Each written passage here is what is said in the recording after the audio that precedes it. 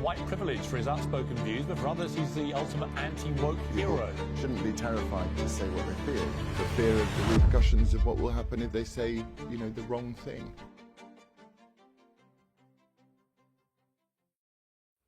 I'm pleased to open this evening's debate, and I'm pleased to call on Mr. Oliver Jones-Lyons to open the debate for the proposition. Mr. Jones-Lyons.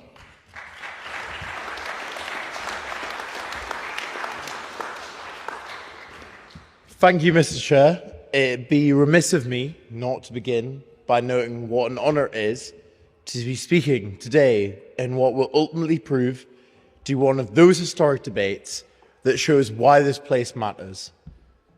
Despite external pressure, internal pressure, political machinations, and every type of motion under the sun, this House voted clearly and decisively 2 weeks in a row to have this debate and live up to this society's name of being the last bastion of free speech. We are here tonight because that principle matters and this motion matters. I rise to propose the motion that this House believes the West is right to be suspicious of Islam. The rise of Islam in the West has been the most notable and significant demographic change in the West over the course of the last few decades. Its effects, both positive and negative, are well known. But if we are fully honest with ourselves, it is certainly not a secret that the West is in fact suspicious of Islam. Tonight, the proposition will not cower away from the issue being debated here. It is not whether the enlightened West should be suspicious of every religion. It's about Islam. The burden for side proposition will be to prove the good reason exists to find uniquely justifiable reasons to be suspicious in the religion of Islam. It is my belief those good reasons exist. It is my hope that this debate won't descend into being a series of increasingly technical theological gotchas, nor the slinging around of anecdotes. This debate, if it is to be honest, will examine how Muslims actually live their lives in accordance with their beliefs and the teachings of their faith and its leaders. Members of the House, I will set out during my speech the incompatibility of Islam with the values of religious tolerance and pluralism that underpin our society.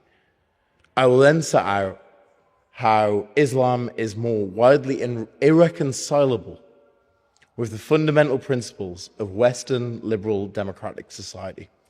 And I will end with a call to action. This discussion should not be as fraught or as, well, frankly, you can hear it, as protested as it has been. And fundamentally, the West must move back to its fundamentally liberal roots and accept that no culture, no religion, no belief may not be subject to the scrutiny of reason and virtue. But before that, Mr. Chair, it is my obligation to introduce speakers on side opposition to this honourable House. In the Union, we have a tradition of introducing the opposition speakers via roast. Given, however, it is the last week of term, and I'm feeling in a very, unlike the protesters tonight, constructive mood, I thought I'd say some thank yous. Firstly, you will hear from Aisha Khan Aziz, the Union's Chief Negotiations Officer. I'd like to thank Aisha for her work on this debate. She seems to have an extensive amount of contacts in the global Muslim community and some very entertaining anecdotes about every niche Muslim celebrity. However, the way Aisha could be more helpful to any future president she may serve is perhaps by improving her matchmaking skills, by finding them and I must emphasize, quote, snuggle buddy who won't dedicate 8 weeks to jettisoning their partner's biggest debate. Next up will be Michael Doward. Michael is a podcaster from Luton. I'd like to thank Mr. Doward for being willing to speak in this debate, despite all the difficulties and pressures many speakers on this side have faced. I also hear, though, despite both supporting Luton Town, that Mr. Dowd may not exactly share many other views with his fellow hatter on the side proposition. Then you will hear from Sir Rees-Mogg, Sir Jacob. I was corrected outside. I'd like to thank Sir Jacob for being a tireless defender of both this debate and freedom of speech. My biggest concern, having heard Sir Jacob in my first debate as a fresher, was that he was debating on side opposition and that he decided to go woke. But then I realized there is nothing woke about defending the right of all peoples to practice ultra-conservative values that should have been left in the 19th century. Something Sir Jacob is famously familiar with. Next will be Abdullah al-Andalusi. Much like many of the faces on side proposition, Mr. Andalusi has been a vocal defender of the President's decision to have this debate.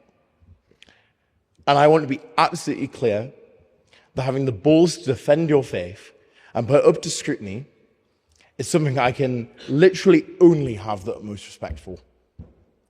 However, I was a bit confused when I heard that Mr. Andalusi is so popular in the Muslim community for being its answer to, and I hate to say I'm quoting Muslim committee members here, who is the Muslim Tommy Robinson? And finally, you will hear from our president, Arwa Elrayess. Most of my job this term has been what we have begun colloquially referring to as Arwa glazing. But I'll do it again one last time. Arwa has faced so much grief for having this important discussion, including most especially from her own community. The bravery and courage she has exhibited to stay steadfast in the face of all, from every hourly press request to every daily smear campaign to every weekly motion challenging her authority and her decisions, exemplifies exactly what this institution is about.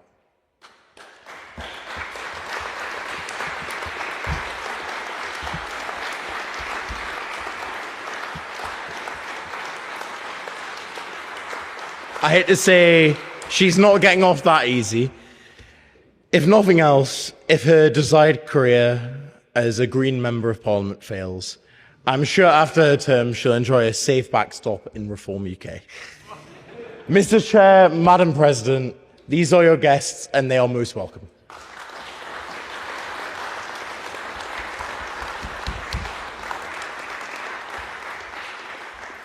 Debates about exclusivism are familiar to any student of philosophy. Islam, as many religions do, has a doctrine that is the final revelation of truth, and that all of our revelation is either not divine, not final, or simply wrong. This isn't unusual. But Islam presents a unique challenge to the secular liberal order. While many belief systems engage in internal moral dialogue, Islam encompasses an overarching political and legal framework, referred to as Sharia, that makes explicit, actionable demands on the governance of the state. This system includes a system of taxation called, and I'm aware I'm going to butcher this, but jizya, whereby non-Muslims are, in Muslim lands, as envisaged by the Quran, required to pay a tax for the extension of freedom of belief and the right to autonomy of life.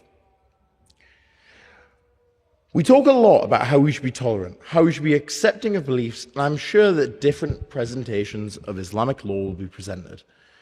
When we examine concepts like the jizya or specific jurisprudence regarding apostasy, we need not trade quotes from Scripture. We can debate the more essential tension between a political doctrine that legally categorizes citizens by their faith status and a Western liberal system that mandates equality under law regardless of belief. Take jizya. It is not fundamentally liberal, and is it not fundamentally liberal and Western to believe in discriminatory taxes against those of different faiths that are a requirement to be guaranteed the most basic of what we in the West would call human rights, such as the right to even lights up? Feel free. It's not discriminatory taxes. It's that in the Islamic State, there's only one level of citizenship. Non-Muslims are the citizens. Muslims are the subjects of the state. We have obligations to the state that non-Muslims are not subject to. And if you go to Pakistan, for example, they have some aspects of Islamic law there. In the constitution, Muslims are not allowed to drink alcohol. But Pakistani Christians are actually allowed to drink alcohol and follow their own practices. So, if anything, an Islamic state is more oppressive to Muslims than it is to non-Muslims. So what you're saying is fundamentally that there is a discrimination there between Muslim and non-Muslims. Not in citizenship. This is but one example. Scholars may disagree on the interpretation of various verses of the Quran and hadiths from, again, a quote, kill the polytheists wherever you find them in Surah 9:5, to, quote, whoever changes religion, put him to death, in the words of the Prophet Muhammad in the hadiths. But with these verses, even if not literal instructions, go on. In the surah that you mentioned, the verse of the sword, can you recite the verse that comes before it and then also the verse that comes after it? And are you willing to accept that that verse was given in a very specific time regarding a very specific tribe that burnt or prevented the treaty that they had signed with Muslims, that is not a universal command upon all Muslims? I think I'm about to get that. But ultimately, these verses, even if not literal instructions, even if not divine law, tell you something about the fundamental difference between Islam and other faiths. Islam is a totalizing religion. Non-believers are expected to convert or render inferior, not in the divine realm above, but here on earth. What information? Polytheists, apostates, and all of the other deserving exclusion or worse. This brings me quite nicely to my second point. Ultimately, I could list countless examples of how Muslim-majority countries treat non-believers, how it is potentially lethal in countries like Syria to be a Jew or religious minority, how Iran hangs homosexuals, how countries like Qatar and Saudi Arabia subjugate women through passport controls moderated by male guardianship schemes. But it'd be the same old tired criticism. I want us to think about this differently and honestly. We can put this down to, as I'm sure side proposition will, local anomalies or distorted interpretations. Yet nearly 80% of the world's Muslim population live in states where these frameworks are not just abstract theory, but the law of the land. We must grapple with this reality. We can observe the outcome of this doctrine, where it is empowered to govern through the very same people who profess its teachings.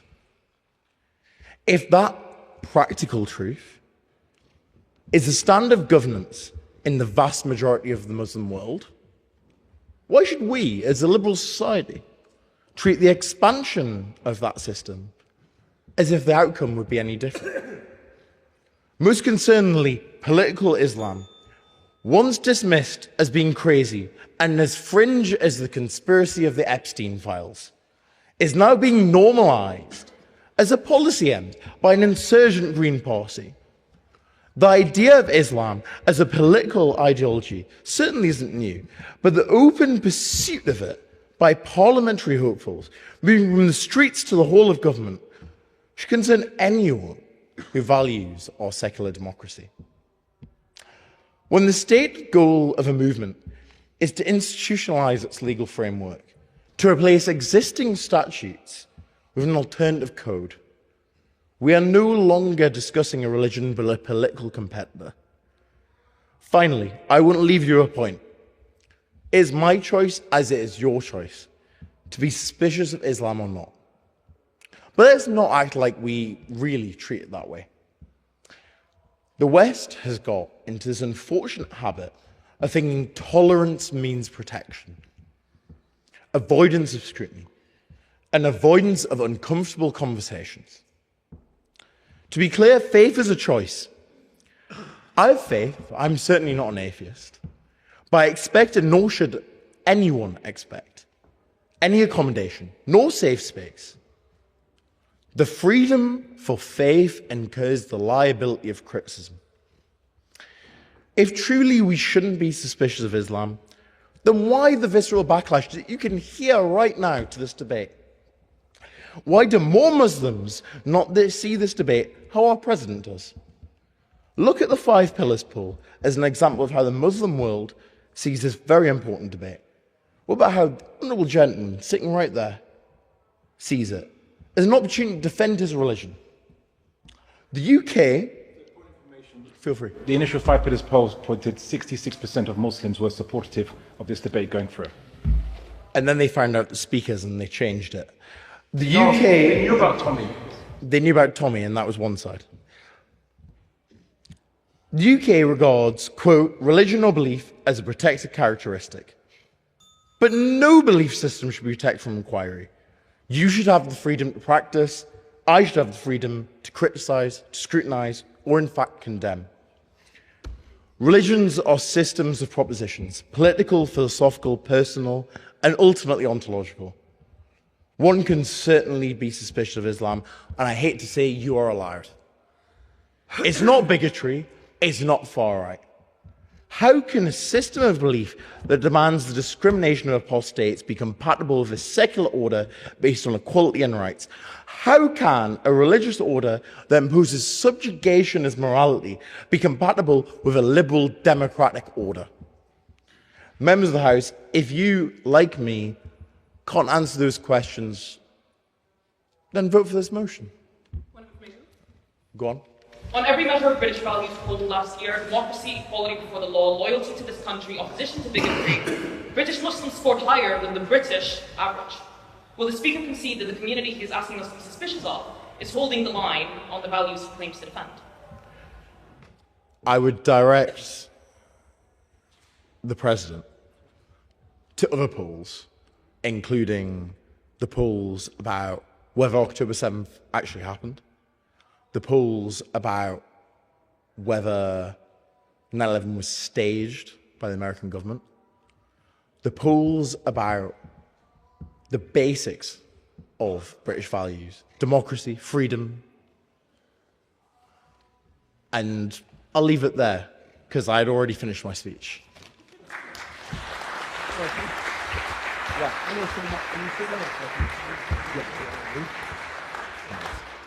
I thank the honourable gentleman for opening the debate for the proposition, and I call upon Aisha Khan Aziz to open the debate for the opposition.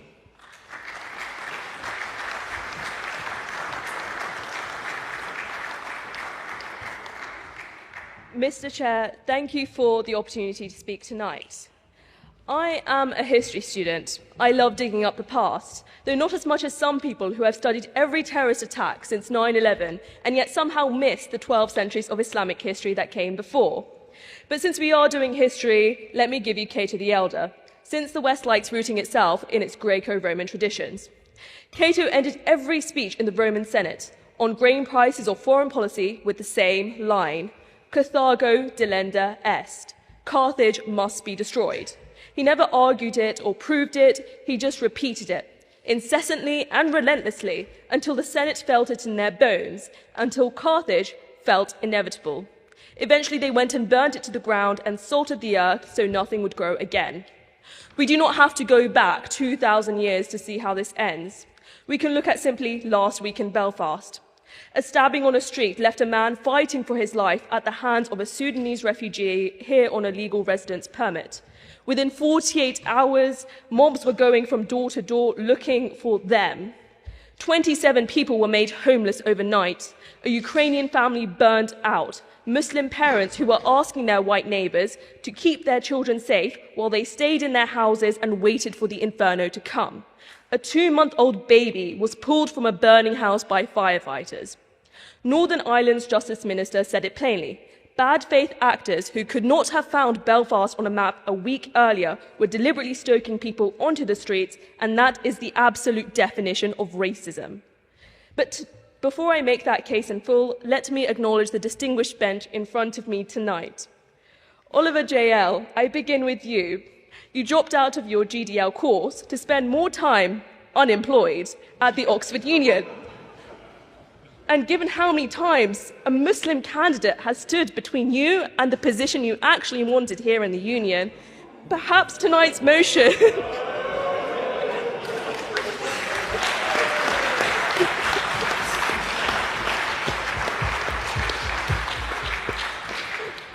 perhaps tonight's motion is less about the West's relationship with Islam and more about yours. Stephen Yaxley Lennon, known to his hooligans as Tommy Robinson. Stephen, there is a crowd outside rioting against you tonight, and without the protection and generosity of a Muslim Palestinian president and a mostly South Asian executive committee, you would be quite literally cooked.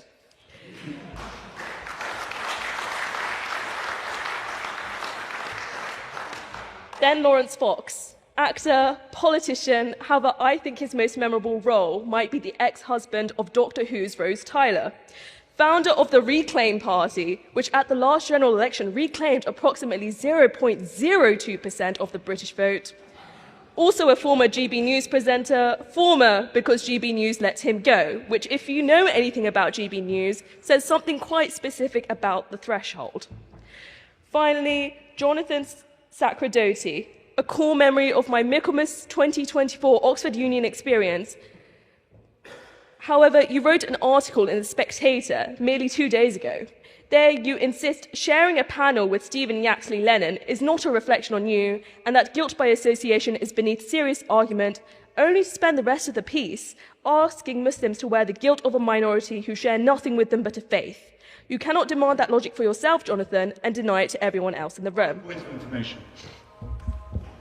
My argument was with the ideology of Islam, not with individual Muslims. I read the article and it was a bit very self-apologetic about speaking here tonight. Mr.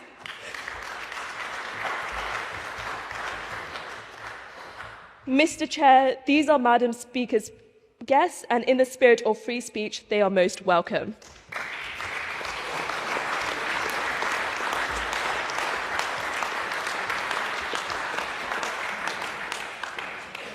The proposition's argument is seductive. It says, look at the threat, look at the attacks. Suspicion is just and prudence.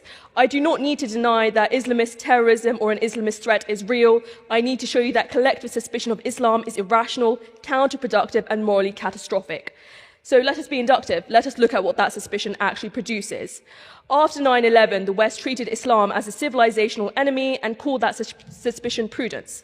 The result was not safety. It was Abu Ghraib, it was Guantanamo Bay, men who were held for decades without charge, men like Ahmed Rabbani, a taxi driver from Karachi, sold to the Americans for $5,000 because they thought he was someone else. 20 years in a cage and he never once was charged. His son Jawad grew up on a 15-minute phone call a year, a father who would only say he is in jail.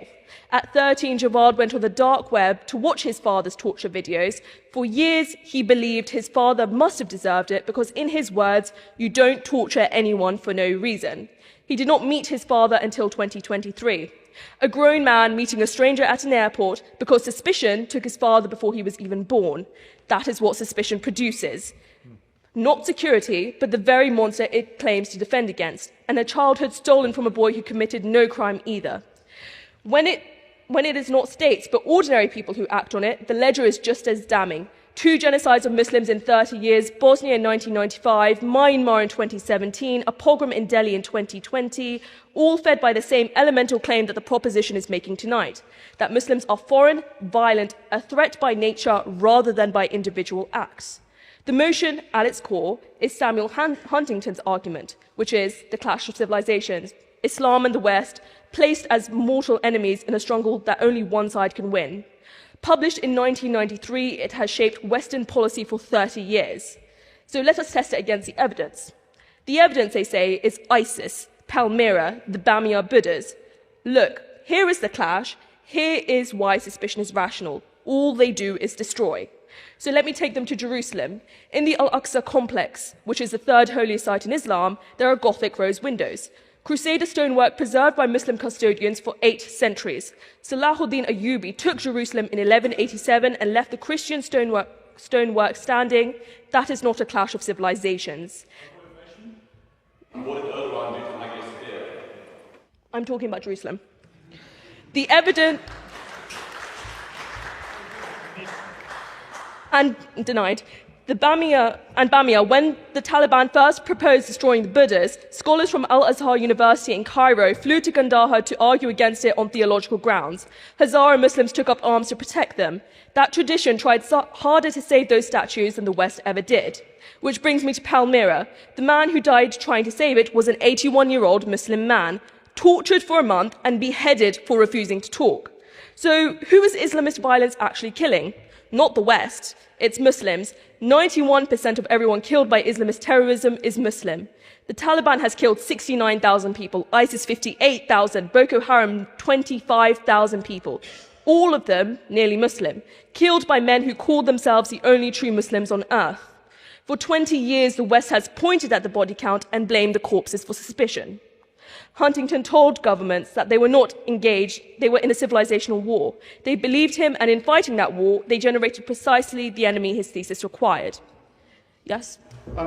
Are you suggesting that Islamic death meted out to other Muslims should not make people in the West suspicious because they care about Islam killing its own people?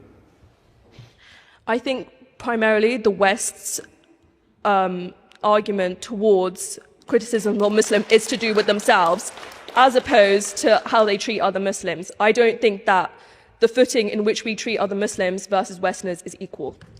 That is the paradox of the modern culture war, actually. Offended by everything, shamed by nothing. They take issue with a woman on a headscarf on a bus and feel no shame about the wars we exported or the terrorist regimes we bankrolled. The sensibility that finds Islam offensive cannot locate its own reflection in history. And trust me, the West has plenty of history to locate. The Inquisition, colonialism, slavery, the internment of Japanese Americans, McCarthyism. Every generation has had its Carthage, a group cast as a civilizational threat. Every generation told itself it was being reasonable, and every generation was wrong. So let us be clear about Western values. The West does not have a settled, unified set of values against which Islam can be measured and found wanting. It is a contested, unresolved project, and so is Islam, and so is every intellectual tradition. The question is not whether one perfect civilization can judge another and find it deficient. Denied. But whether two imperfect contested traditions can coexist, and that is not answered by one of them claiming the right to treat the other as inherently suspect.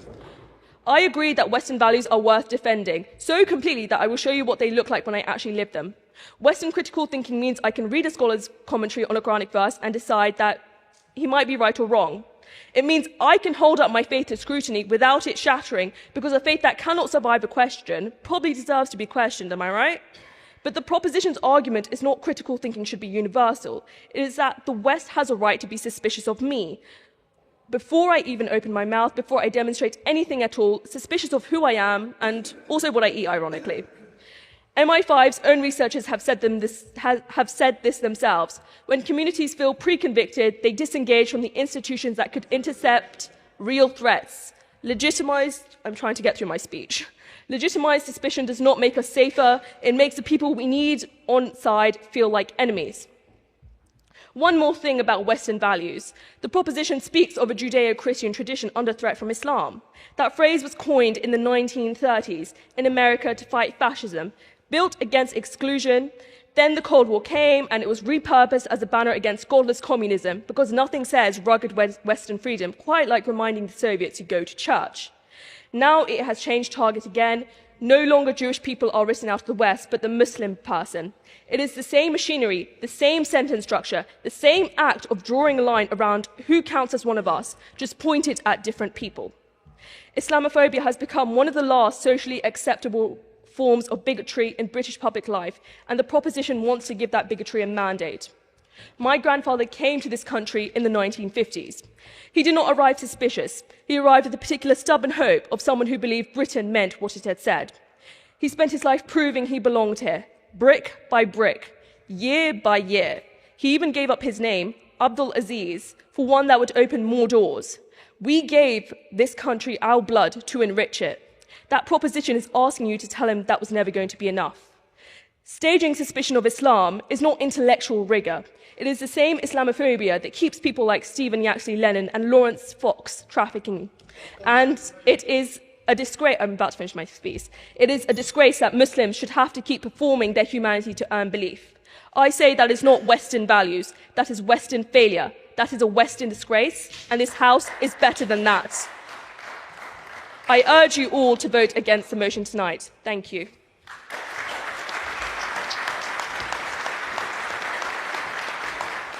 I thank the Honourable Lady for opening the case for the opposition, and I now call upon Mr. Tommy Robinson to advance the case for the proposition.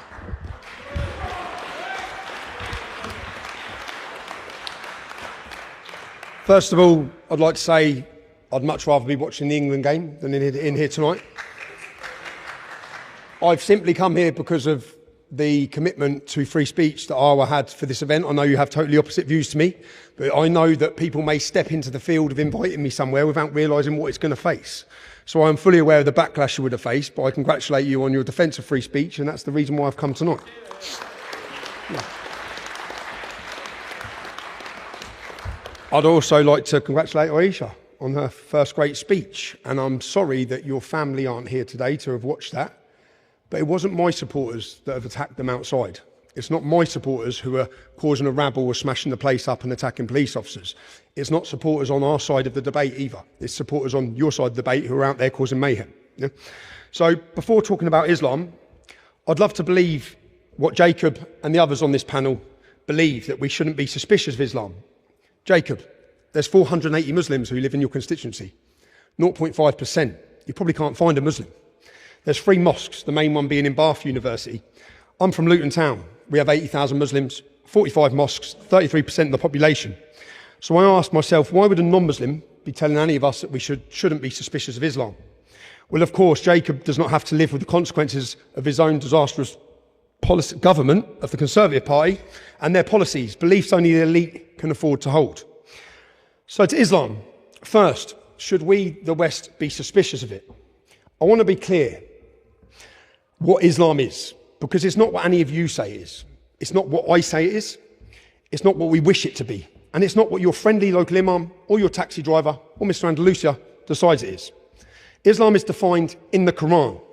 Muslims that believe the Quran to be the word of Allah, written in an eternal book in heaven and revealed to Muhammad in the 7th century. And it's the Sunnah, the excellent pattern of behaviour or exalted standard of moral excellence as defined in the Hadiths, which record his sayings, actions and silent approvals or disapprovals of Muhammad, and in the biography. And the whole idea, by the way, is based on accepting that Muhammad is the final prophet, because the Quran says so, and the Quran is the word of God, because Muhammad says so. So, seeking common ground. I'm not here for a fight, contrary to what everyone believes. Everyone thinks everywhere I go, I want to fight. I want to find some common ground. Finding common ground with Islam. Muhammad said to the Christians of Najran, come to a word that is just between us and you, that we worship none but Allah, and that we associated no partners with him. So Islam presents itself as a religion that wants to seek common ground with others. Come to a word, Muhammad was saying, let's find some common ground. Nothing to be suspicious of there, right? But it's the no partners. That's the key. Islam says it wants common ground, but the common ground must be Islam. Christians must deny Jesus is the Son of God, a partner. But anyway, let's look for some common ground. Okay, that's what we want to find. I've seen how this works, Andrew, so I'll take as many questions as you want at the end. I'm just going to finish my speech. How many of you in here are gay? You don't actually need to put your hands up, okay? In the Quran, through the story of Lot, homosexuality is condemned, and 4 of the 5 major schools of Islamic law think it should be punishable by death. Maybe I'm going to finish my speech. In fact, 24 countries where Islam is the state religion have criminal penalties for homosexuality. 8 of them is punishable by death. So while we're on the, maybe if you're gay, you might maybe be a little bit suspicious of this. That's in Afghanistan, Iran, Qatar, Saudi Arabia, UAE, Yemen. They kill you for being gay. Who's protesting about this? When these countries, state legislators or governments visit our country, who protests? Arwa, I'd just love to finish it.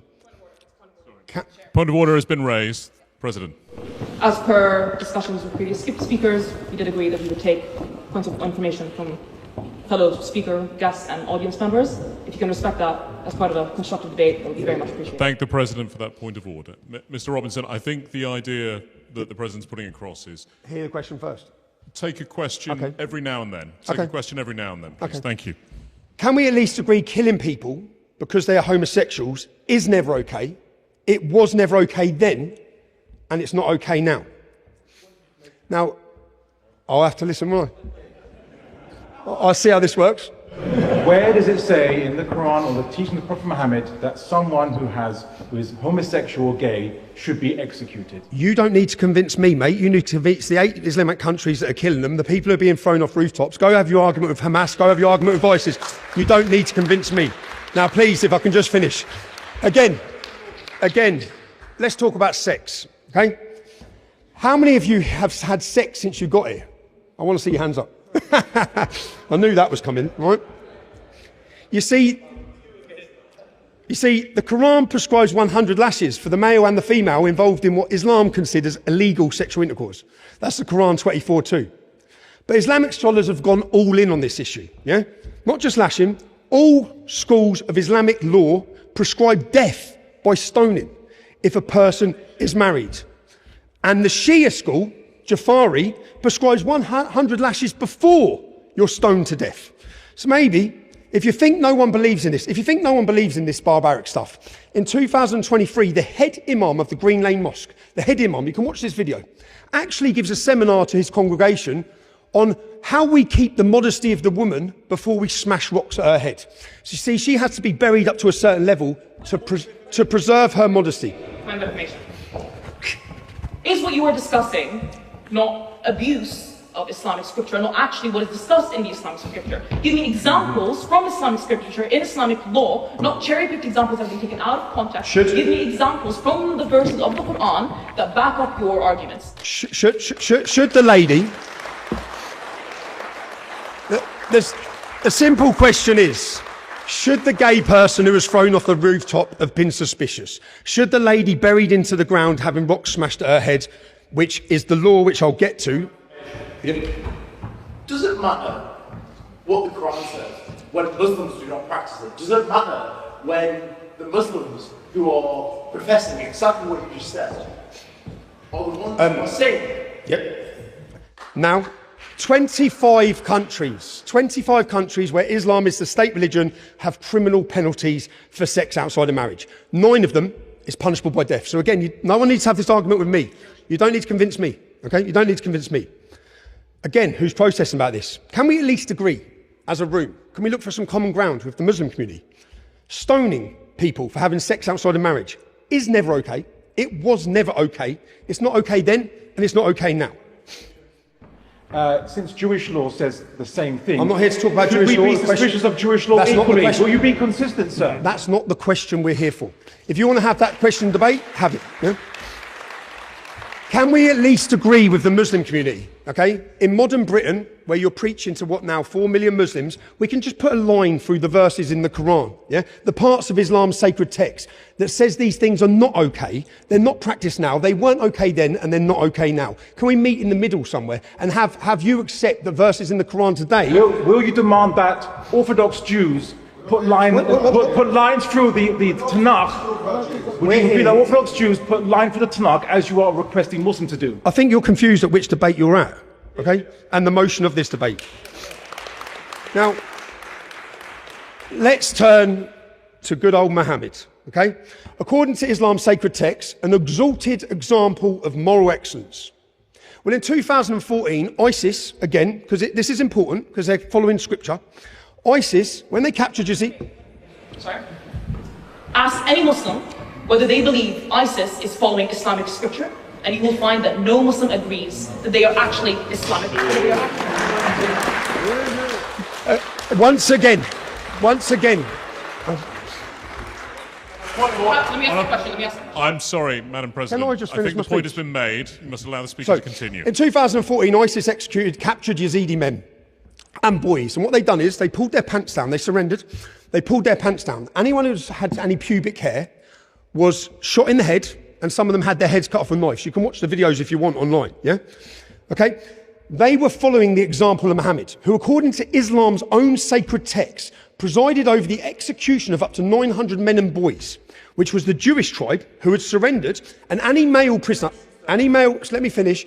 Any male prisoner who had pubic hair was executed. That is what the practice that the Muslims in 2014 were following. This is why scripture is important and then why we must be suspicious. Now, consider the fact, I'll just finish please. Consider the fact that there are no Jews, none, in any of the 26 countries where Islam is the state religion. Countries which once held thriving Jewish communities. This is not an accident, and there are precious few Christians in any of these Islamic countries either, that once had majority Christian populations. You see, one way or another, these countries are following the example of Muhammad. I will certainly expel the Jews and Christians, excuse me, can I just finish? I will certainly expel the Jews and Christians from the Arabian Peninsula and will not leave any but Muslim. That's a quote of Muhammad, Sahih Muslim. Sahih being the authentic, considered most authentic hadith. Please, can I just finish? Wonderful. Thank you. On the point, sorry. Do you not have to accept? No, it doesn't. No, carry on. Okay, so, of course, put your hands up if you think it's okay for a man older than most of your dads, say in their 50s, to marry someone in infant school, let's say 6 years old, and consummate that marriage, rape, when the little girl reaches 9. By the way, that's year 5 doing key stage 2. Doing key stage 2. No, please, because I know many of you gentlemen should have your hands up at this point, no? We're going to get onto it, but you agree that Muhammad was perfect, as we know. He married a 6-year-old, had sex with her when she was 9. We've previously had this discussion, Andalisa. Do you think children should be suspicious of Islam who are studying key stage 2? Now, please, can I just finish? And of course, can I please finish? Order. Please let Order. me finish. Yeah? You can get on. The speaker declined. Please allow the speaker to continue. And I must mention Quran 65:4, where God, debatable, God spells out the rules for divorcing prepubescent children. Okay? So let me read it. And for those who have no courses, not yet started your periods, who are still immature, their iddah, their waiting period, is 3 months. What has happened for a child to be married, and this is the Quran telling you what the rules are and obligations to divorce a child before they've started puberty. Yeah? Can we be suspicious on this question? Is this... No, please, can I finish then? And to be honest, I'm just here. I'm the extremist, apparently. Yeah? I'm the extremist for not wanting homosexuals thrown off rooftops, not wanting women buried in the ground, and not wanting children studying Key Stage 2 to be married and raped. So, of the 10 countries with the highest rates of child marriage, 7 of them are Islamic countries. There's no minimum age in Sudan, Somalia, Saudi Arabia, Yemen, because there's no minimum age in Islam. But whatever the stated legal age for marriage is in some Muslim countries, forced marriage of young girls, often to much older men, is prevalent in Afghanistan, in Pakistan, in Bangladesh, Burkina Faso, Yemen. I could go on and on. UNICEF data shows, for all of you ladies who care about women and children's rights, UNICEF data shows child brides are unlikely to finish education, more likely to believe wife beating is justified, and more likely to have experienced intimate part of violence. I'd just like to finish, please guys, I apologise. Can we at least agree? Executing prisoners of war, including young boys, carrying out ethnic cleansing of Jews and Christians from the lands, or marrying and having sex with a little child when Muhammad was 53 years old. Can we at least agree today? Muhammad was not and is not the perfect example for mankind, nor is he an exalted example of moral excellence. Quite the opposite, in fact. Because if we can't agree this, then the West is right to be suspicious of Islam. Because of what the sacred text says, because of how millions of Muslims interpret the sacred text, because of how Muhammad's life is held up as the perfect example, not back then, but now, for all Muslims to follow. That's the problem. They don't recognise any of the problems and see anything wrong which Muhammad done. So, ladies and gentlemen, if you care about gay rights, if you care about women's rights, if you care about children's rights, if you care about human rights, or if you care about free speech, I urge you to support this motion.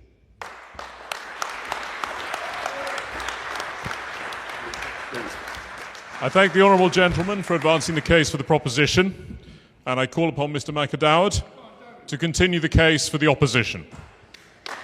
Okay. So, first of all, I'd like to start by thanking Oxford Union for inviting me to speak here. I am truly honoured and I'm very grateful to be here. I never thought I'll be here. To be honest, I've met a new friend of me, Jacob Rees-Mogg. So, you know, this is, I've had a nice meal, some halal chicken, which I'm sure Tommy enjoyed. So I'm just thanking the, and Liam, of course, likes a bit of halal chicken now. So, I know you do, mate. So, I'll just take this opportunity to thank you guys. So, the real question, I believe the first question was, is should the West be suspicious of Islam?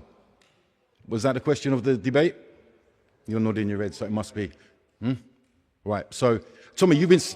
Wait, I don't know why I'm here, but I'm going to answer that. Tommy's been saying the same thing for 15 years and still has to read it. Proven right. Right, Proven yeah, right. well, because you still have to read it, so obviously you don't know your case that well. So, Point of order. should the West be... Proven right. Yeah, right, gosh, well, mate. So, should the West be suspicious... Point of order, do you allow people to cut in without permission from the speaker? I think we ask that speeches be heard Right. in some courtesy, gentlemen. If the point of information is declined, then please simply allow the speaker to continue. I don't mind taking questions. Well, then, it is for the speaker to choose whether a point of information is accepted. Sure. With that, Mr. Dow, please continue. I haven't even started yet. Give me a minute. Right. So, should the West be suspicious of Islam? Well, the truth of that is it's going to depend. Okay? It's going to depend if you're invested in pornography, if you're invested in alcohol, if you're invested in interest banking, if you're invested in drink, drugs, criminality, then probably you should be suspicious of Islam, because Islam has come as an alternative way of life to that. Islam, what is it? Could we add Judaism to that list? Sure. Okay? And you can't become a Jew. So not very easily. So Islam has come as a option, an alternative to those vices in this world. Okay, the real question should be, should the West be suspicious of Muslims practicing Islam in the West? That's the question. And why? Why would you be? Because Tommy says so. Because Tommy said that you should be suspicious of this religion and suspicious of practicing, or, I don't know, extreme Muslims, okay? So let's talk a little bit about Tommy's credibility. Because Tommy has spent the last 15 years of building his credibility upon being a white man from Luton. And he's been... Go on. This debate is not about Tommy Robinson. I'm getting to it. All right, sit down. Sit down. The gentleman's made his point. Please take your seat. Sit down. And are you in it as well? Are you in it as well? The speaker will be heard. Are you in it as well? I don't mind taking out the lot of you, mate. I don't mind. It's not a problem. Listen, so the credibility, it's important to basis the credibility, okay, in the debate, of course. In the debate, of course. It's important to debate. Gentlemen, please take your seats. Both of you gentlemen, He just said he doesn't mind taking us out. So we have a Muslim seats. again. Yeah, in the debate, of course. Mr. In the debate, of course. Can I ask you just to take your seats? Mr. Doward, can I ask you to just stop speaking for 1 second? Speakers will be heard with courtesy. If a point of information is offered and it is in decline, can I please ask that you allow the speaker to continue? Equally, may I say to the speaker, it is expected the points of information will be taken during your speech. I've took about 4 or 5 so far. I understand that, sir. And with that, I will ask the speaker to continue. Yeah. Gentlemen, can I please ask no interjections other than points of information? Point of order, Chair. Point of orders. Which you briefed us must be taken. A threat to take out people on the other side is unacceptable. Totally. And should be dealt with by the Mr. Doward, have you made such a threat? And if so, I must ask you to withdraw it was a threat within the debate, to take them within the debate, because we're in a debating forum. Mr. Doward, can I ask you in that case to moderate your language? I'll tell you what, I will retract that statement. and avoid the misunderstanding? I will retract what I said, if that's a doable thing. Right, so let me get on. He's built his credibility from coming from Luton and telling people that Luton is now a Muslim-run town. Predominantly, it has 40-something mosques. It has some extremist mosques, some extremist this and that, Sharia-run courts. But I'm also from Luton, you know, and I've also been in Luton for 56 years. I was born there, and I'm still there. I'm still living on the manor. As far as I know, Tommy hasn't lived there for at least 10 years. I believe now he lives in Spain, like most good patriots do. They move on to Spain. So let's talk a little bit about Tommy's time in Luton, because I'm not going to do any more with you, right? So talking about his little bit of time that he had in Luton, It's well documented that Tommy was in the Luton firm called the Mix. Point of information. This debate is not about Tommy Robinson, what he does in his free time, what he thinks about anything. Right. It's about whether the West should be suspicious of Islam. And he's the one telling the West to be suspicious of Islam. So it's important that I take his credibility about how to say that. Okay, the arguments that he had in Luton while he was in the MIGs, which was the Luton Town Football Firm gang, whatever it is, most towns and cities have them. Okay, that's what his time. There was other gangs in Luton. Wasn't the only one. No, there was other gangs in Luton. One of them was called the Gambinos. One of them was called the Yellows. I know these are ridiculous names, but we are talking ridiculous people in these gangs at the time. Let me finish, please, okay? So I've taken a few points of information. You just seem to do it now just to stifle because, no, I'm not taking any from you, okay? Okay? The problems that these gangs had, as Tommy would say, was either religious and or racial between Pakistanis and his football guys was really not racial. It wasn't racial, it wasn't religious. It was normally, like most gangs, supply and demand of product, okay? That's what it comes down to. Tommy would also say that there was an extremist group in Luton. No, there was an extremist group in Luton called Al Marjaroon. I agree with him. It was an extremist group. And I made my opposition to this group vocal at that time when they was there. You know, but even a broken clock can be right twice a day. This group was tiny. It was 8 strong at most, with maybe 8 hangers-ons, 1 foot in, 1 foot out. They were barred from every mosque I knew. I don't know all of the mosques, but they were barred from every mosque that I knew. Most of the shops in the town, the Muslim shops, they didn't want to let them in either. But the amplification of their message was done by the media. The media would go to the predominantly Muslim populated area in Luton called Berry Park. They'd walk down there with a camera, they'd stick it in front of these guys, and they would be straight in front of it. It was amplified deliberately to cause friction between communities. That small extremist group doesn't exist anymore. I believe they've been disbanded and they don't even hang around with each other anymore. I could tell you, yes. Okay. If you consume booze, if you consume drugs, and if you lend money for interest, you should be suspicious of Islam. No, I said if you invested in... Why should we? Because Islam has come as an alternate choice to that. Islam has come as an alternate way of life to that. I think I explained it when I mentioned it the first time. There's a lot more that I want to tell you. Time does not permit me to speak here for an hour. So obviously I can't go into detail about everything. I know in detail about this group of Al Marjaroon because I was one of the trusted go-betweens from mosques in Luton that was trying to get them to stop talking. As P says, a lot of the time there's not enough calling out of Muslims in the public. But it does happen. There was 500 mosques that wrote an email condemning the grooming gangs, but it never really got out there. And they all done that, okay?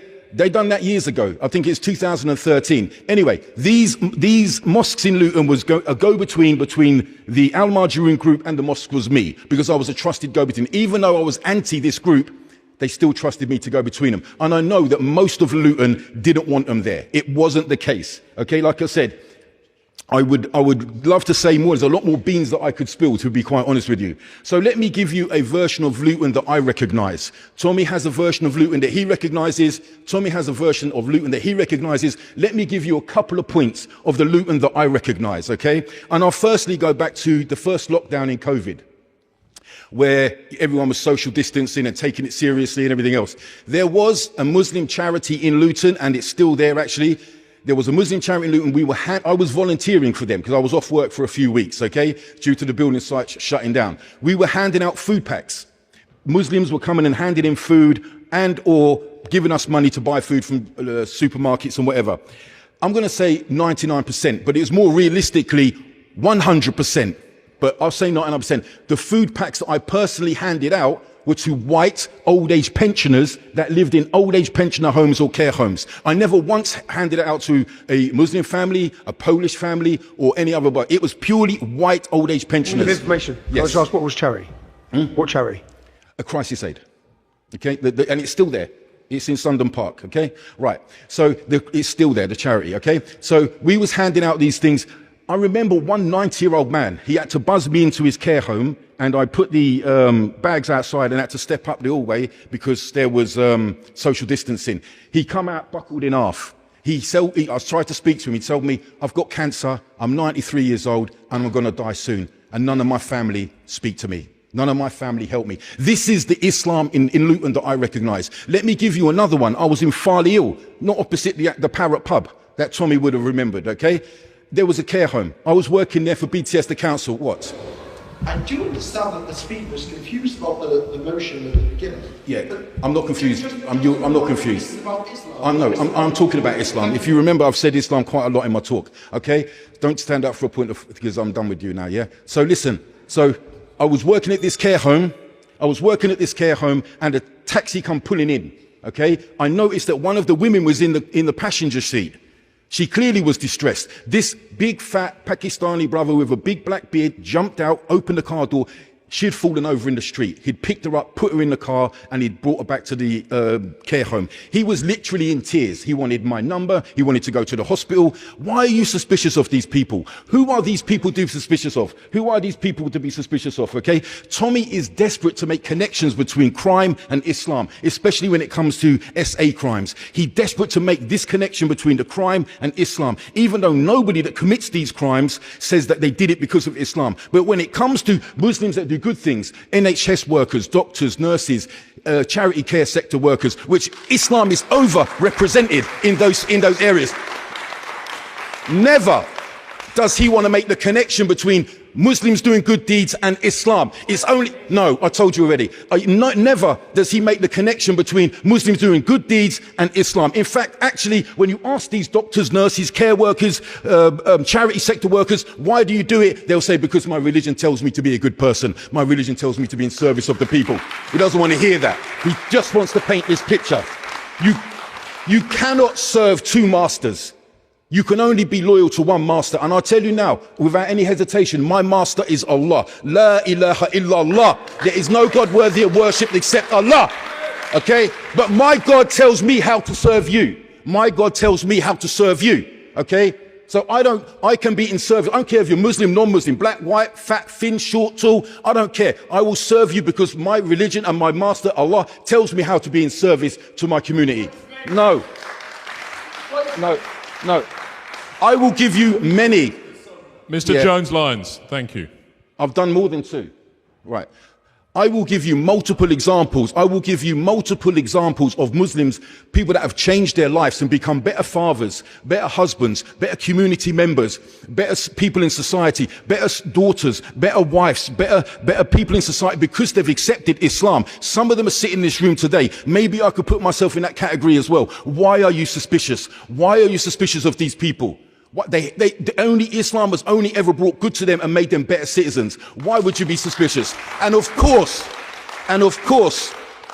yes, you can yawn. You know, this is what you do. It's not a problem. I'm not here for you. Yeah, and it's past mine too. Okay. Of course I want to spread Islam. Who would I be if I had the truth and didn't want to share it with you people? Who would I be if I knew that Islam, or believed at least that Islam was the truth, and I didn't want to share it with you people because I thought it was the best thing? If I had a big plate of food and you was hungry and it cost me nothing to give you food, it cost me nothing to give you food, why would I not give you food? Why? I don't want to do any more points of call. You was devoided them at your time. Fatwa prohibits Muslims giving Gentlemen. Sorry? Please let us. Fatwa prohibits Muslims giving charity to numbers. No, there isn't. No, there isn't. Gentlemen, please. Thank no, you. there isn't. Please. There Please isn't. allow Mr. McDowd to finish. He's declined the point of information. That's enough. That's enough. I've said that's enough. The speakers on this side have been egregious in attacking the Yes, it's been a constant. It's okay. Can the chair please take some action? Bro, thank you. I work better under pressure. I work better under pressure. If I can ask you to stop for 1 second. I thank the honourable gentleman for that point of order. I think on both sides there have been unwarranted interjections. Yeah. A point of order, if declined, please take your seat again. Do not continue to interject. I will say to the honourable gentleman, I have seen that from both sides this evening. It is not, as he puts it, on one side only. On both sides. If point of information is declined, please take your seat again. Mr. Dowd, please continue. Okay, so why would I not want to spread Islam? Why would I wish that I could take my heart and give it to you people for a minute so you could taste the sweetness of Iman, and then you would never be suspicious of Muslims again. There is not a single head on anyone's hair apart from Tufts, that I would touch unjustly. And that's inside and outside of this hall. I mean no harm to anybody. I will defend myself if I have to, but no Muslim that I know thinks like that either. Why wouldn't I want to share that? Where is the problem with that? My friend here, my colleague, is going to deal with the age of Aisha. I dealt with it for 10 or 11 minutes on Liam's podcast, so I don't think that I need to go into that again. My friend will deal with that. Okay. You mentioned the verse in the Quran about prepubescent women being married. It's not true. Okay, if you knew what you were talking about, you wouldn't have said it. The word that's used for the female in the Quran is a word that's used for women. That ayah of the Quran was revealed because a man come to ask the Prophet, how do I divorce my wife if she does not have periods because she is past the age of period? She's a mature woman. That's what that was for. Then the verse was revealed. No, that's what it is. You're not an expert on the Quran. You're not an expert on Islam. You present yourself to be an expert to people that don't know any better, but you're not talking to those people today. No more points of information. No more points of information. We talk about, I'll be 1 second, yeah, 1 minute. We talk about reform. They talk about want to reform Islam. How dare he? How dare they and how dare he say a man that is ignorant within the religion of Islam talk about reforming of Islam, okay? People that come to talk here are people of intelligence, people of professorships, people that are intellects in their field. This man is not an intellect in the field or an authority in the field of Islam, and his presence about talking about Islam is a disservice to this place.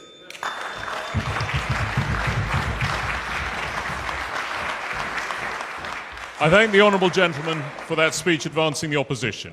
I call upon Mr. Laurence Fox to continue the case for the proposition.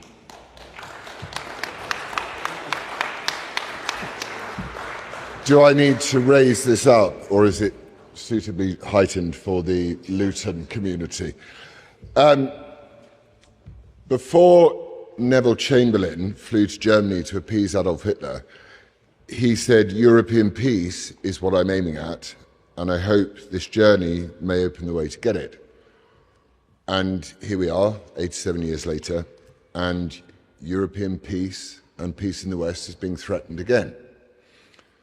Upon his return from Germany with his piece of paper, Chamberlain said, we are resolved that the method of consultation shall be the method adopted to deal with any other questions that may concern our two countries. And 338 days later, Britain was at war with Germany.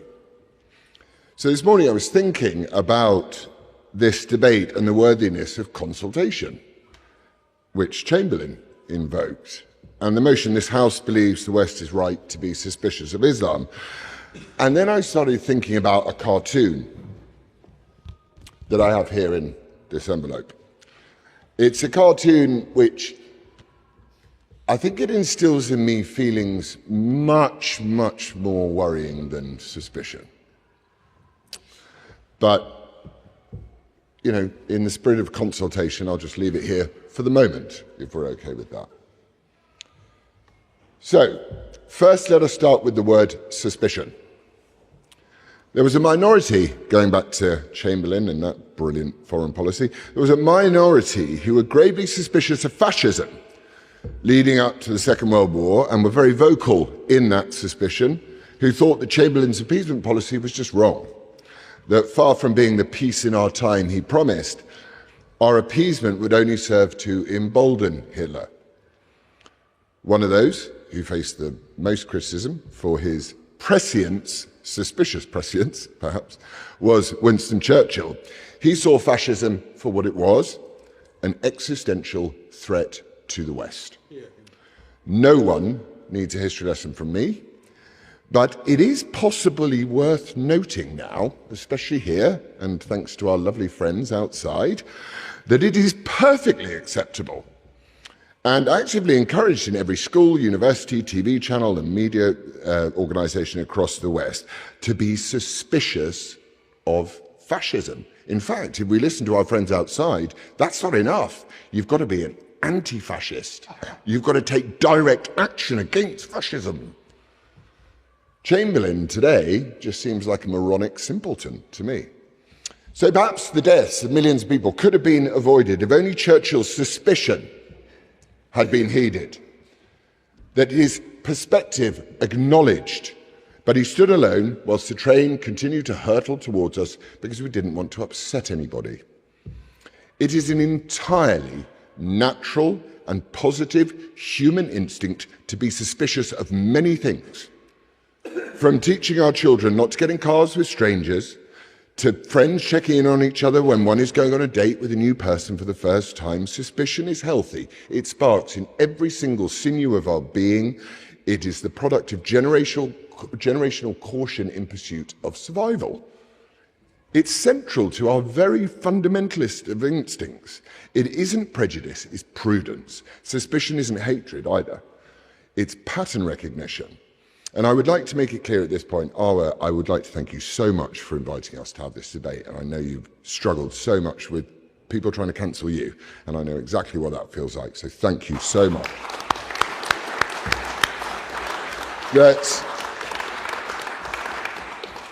I think I would like to make it very clear that I am not here to express suspicions of individual Muslims at all. There are many Muslims, including within my own family, who I love deeply. And as a Christian, I'm commanded to love my neighbour and to pray for my enemy. It is my most strongly held belief on this planet that every single human life is sacred and all lives matter.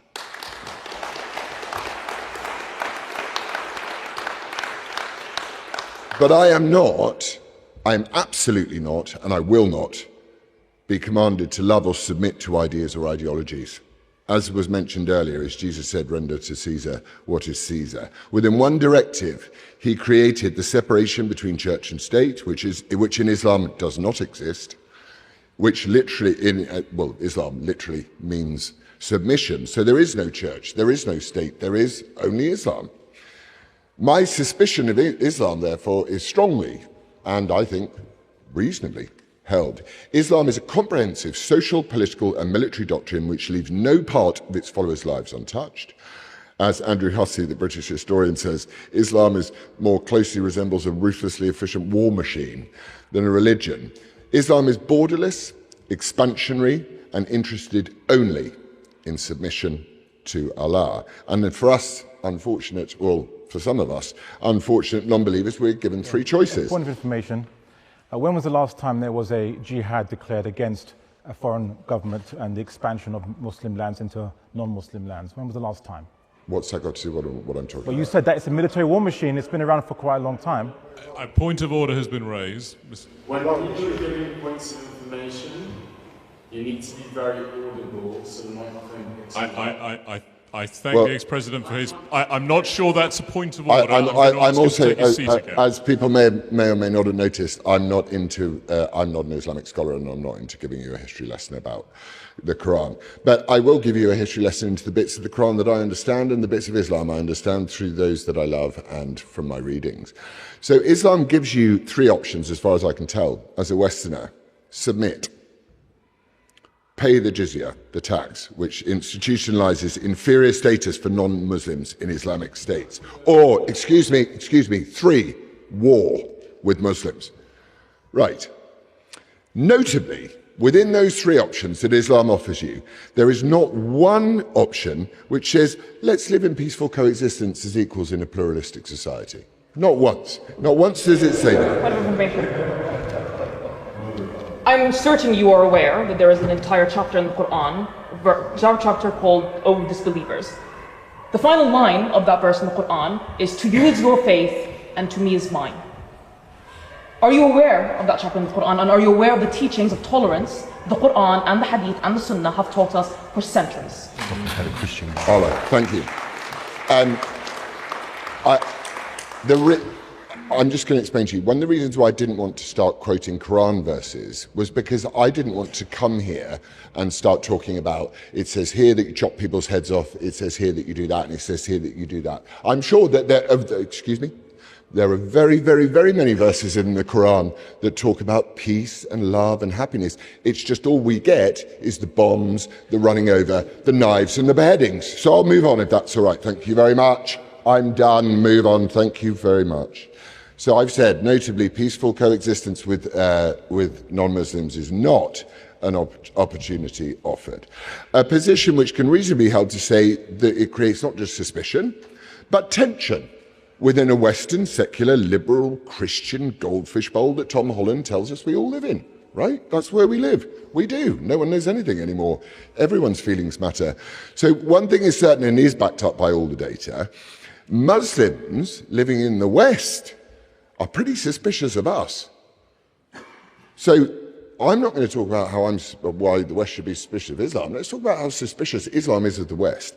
The Policy Exchange report, titled Unsettled Belonging, published in 2016, which claims to be the most extensive research of British Muslims ever conducted, revealed that, let's do it, 43% of British Muslims supported the introduction of Sharia, not British law, Islamic law. 53% prefer to send their children to school with strong Muslim values, suspicious perhaps of Western ones.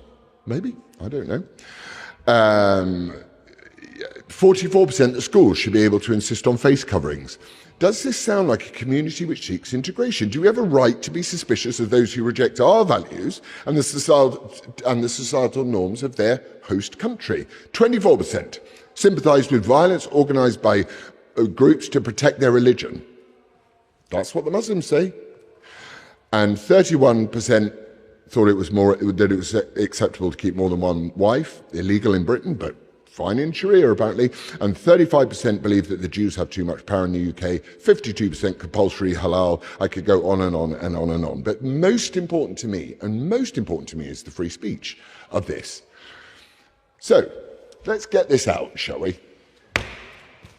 78% of British Muslims believe that no publication should publish pictures of Muhammad. An overwhelming majority. That rises to 87%. That's 9 out of every 10 Muslims that are walking the streets today in a country which absolutely abandoned blasphemy laws. Suspicion is not strong enough a word. The West should resist Islam in the strongest terms on free speech grounds alone. So here we are with this cartoon, right? And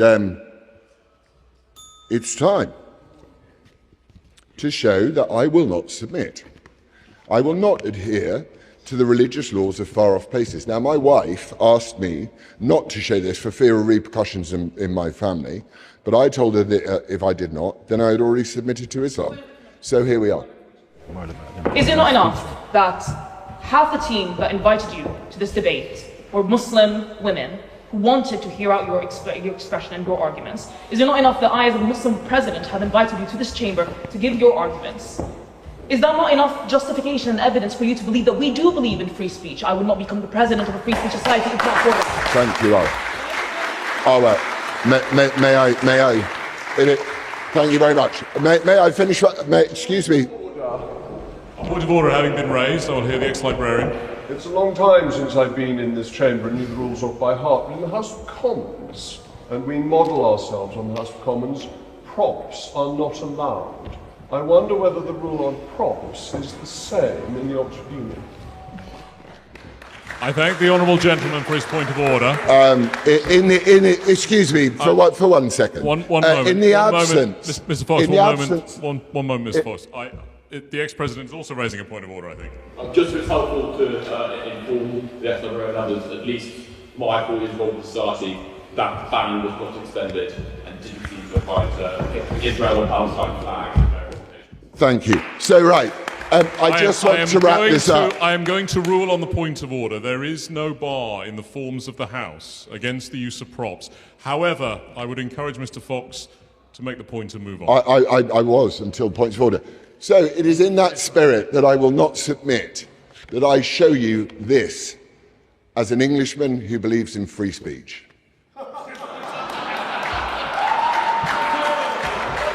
I will not submit. I will not bow down.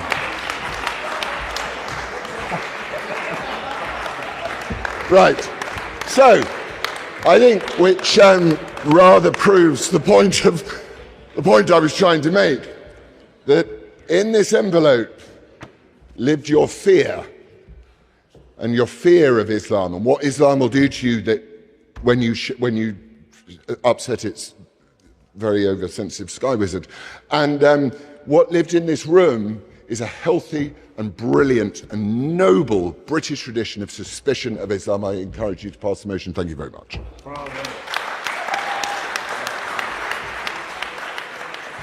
I thank the honourable gentleman for that speech advancing the proposition, and indeed for his...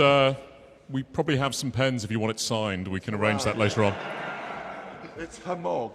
And I now call upon the President to continue the case for the opposition.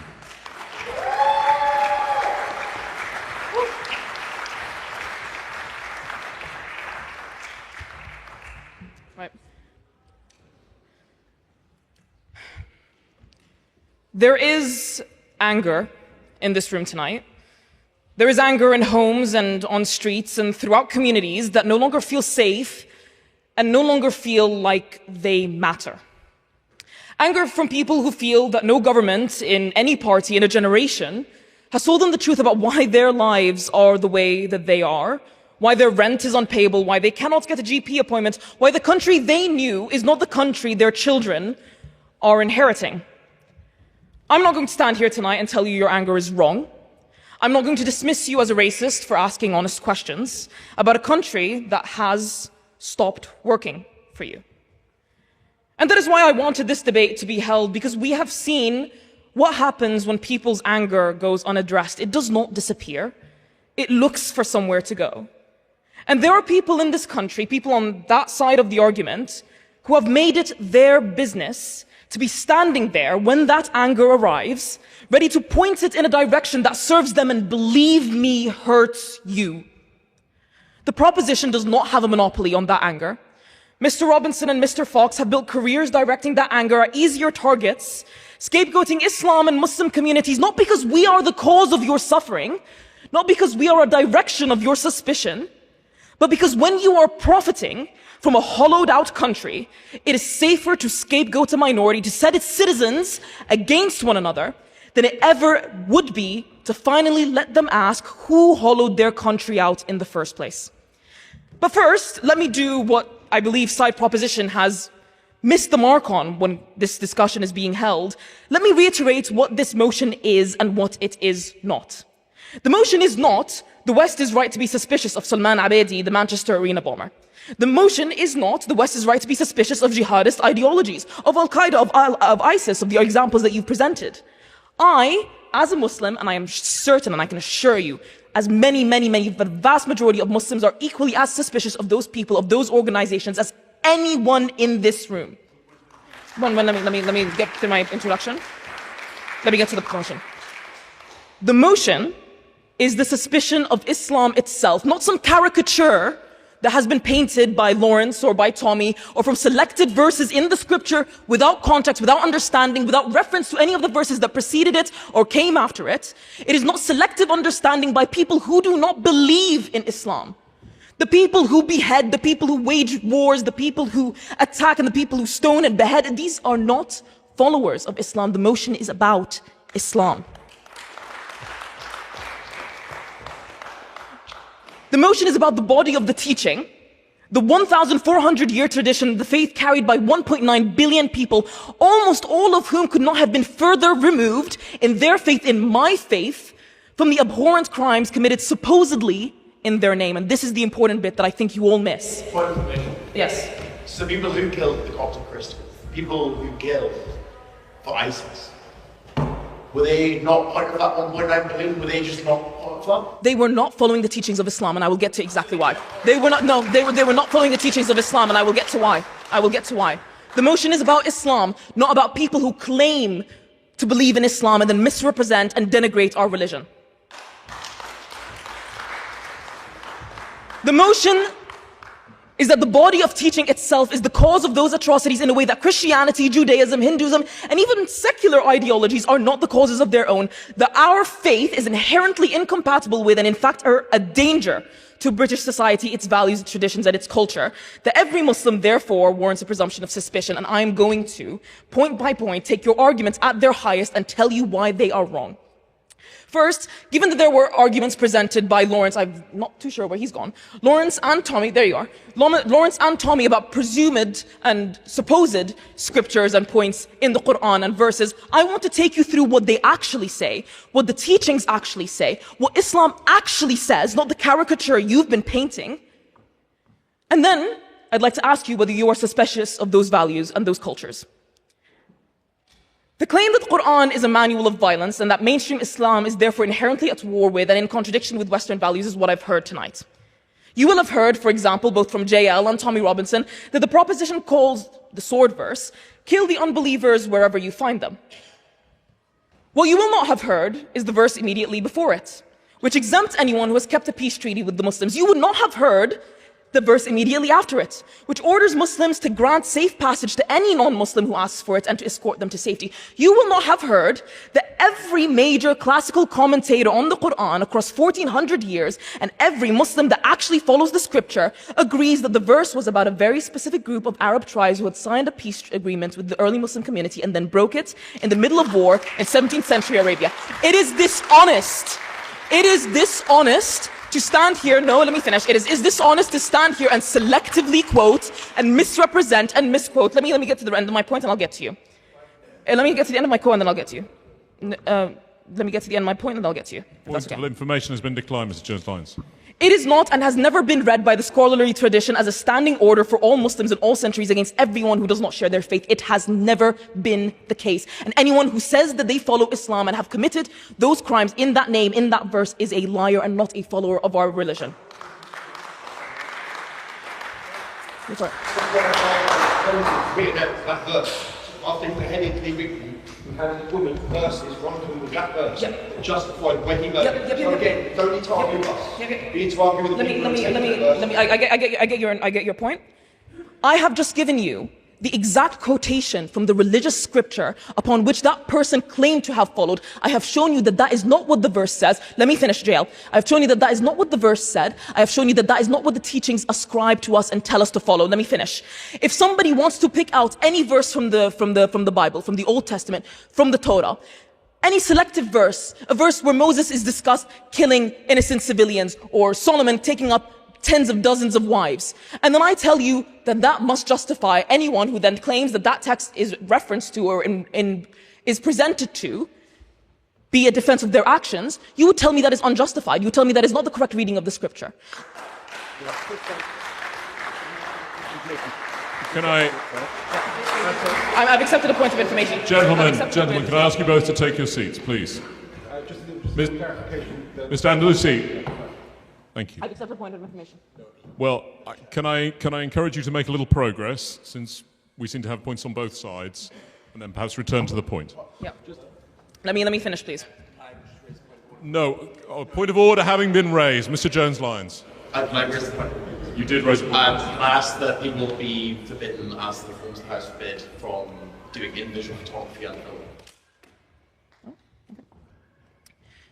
You will not have heard that Madam President, one moment. I will remind those in the chamber that with the exception of those with prior arrangements with the Society and the Society's own videographers and photographers, there is to be no recording in the chamber. There will be one warning given, and on the second warning, people will be removed. The only exceptions are the Society's videographers and those that have already arranged recording. Thank you. Thank you, Matthew. This motion is not about non-believers, people who say they believe in Islam but don't actually follow its teachings. It is about Islam. And I would urge you all to follow through with that motion, with that wording, and actually scrutinize the religious teachings for what they actually are and not for what you want them to be to fit your narrative. Let me get to my point. Thank you. You will not have even heard that the verses that you are quoting come from a chapter in the Quran called repentance. Not conquest, not war, repentance. That it is the name the book itself gives to the chapter the proposition will tell you is a manual for killing you. Another claim we have heard tonight from Tommy Robinson is this: whoever changes his religion, kill him, from Bukhari. That sounds absolute, but it is not. The Hanafi school, followed by most British Muslims, in fact most Muslims across the world, has long held that this only applies to those who leave Islam and wage war against communities. Wage war. It is not just It is not honest, it is not just, and it is not honest to cherry pick quotes and verses. I will get to you. Let me get some progress, please.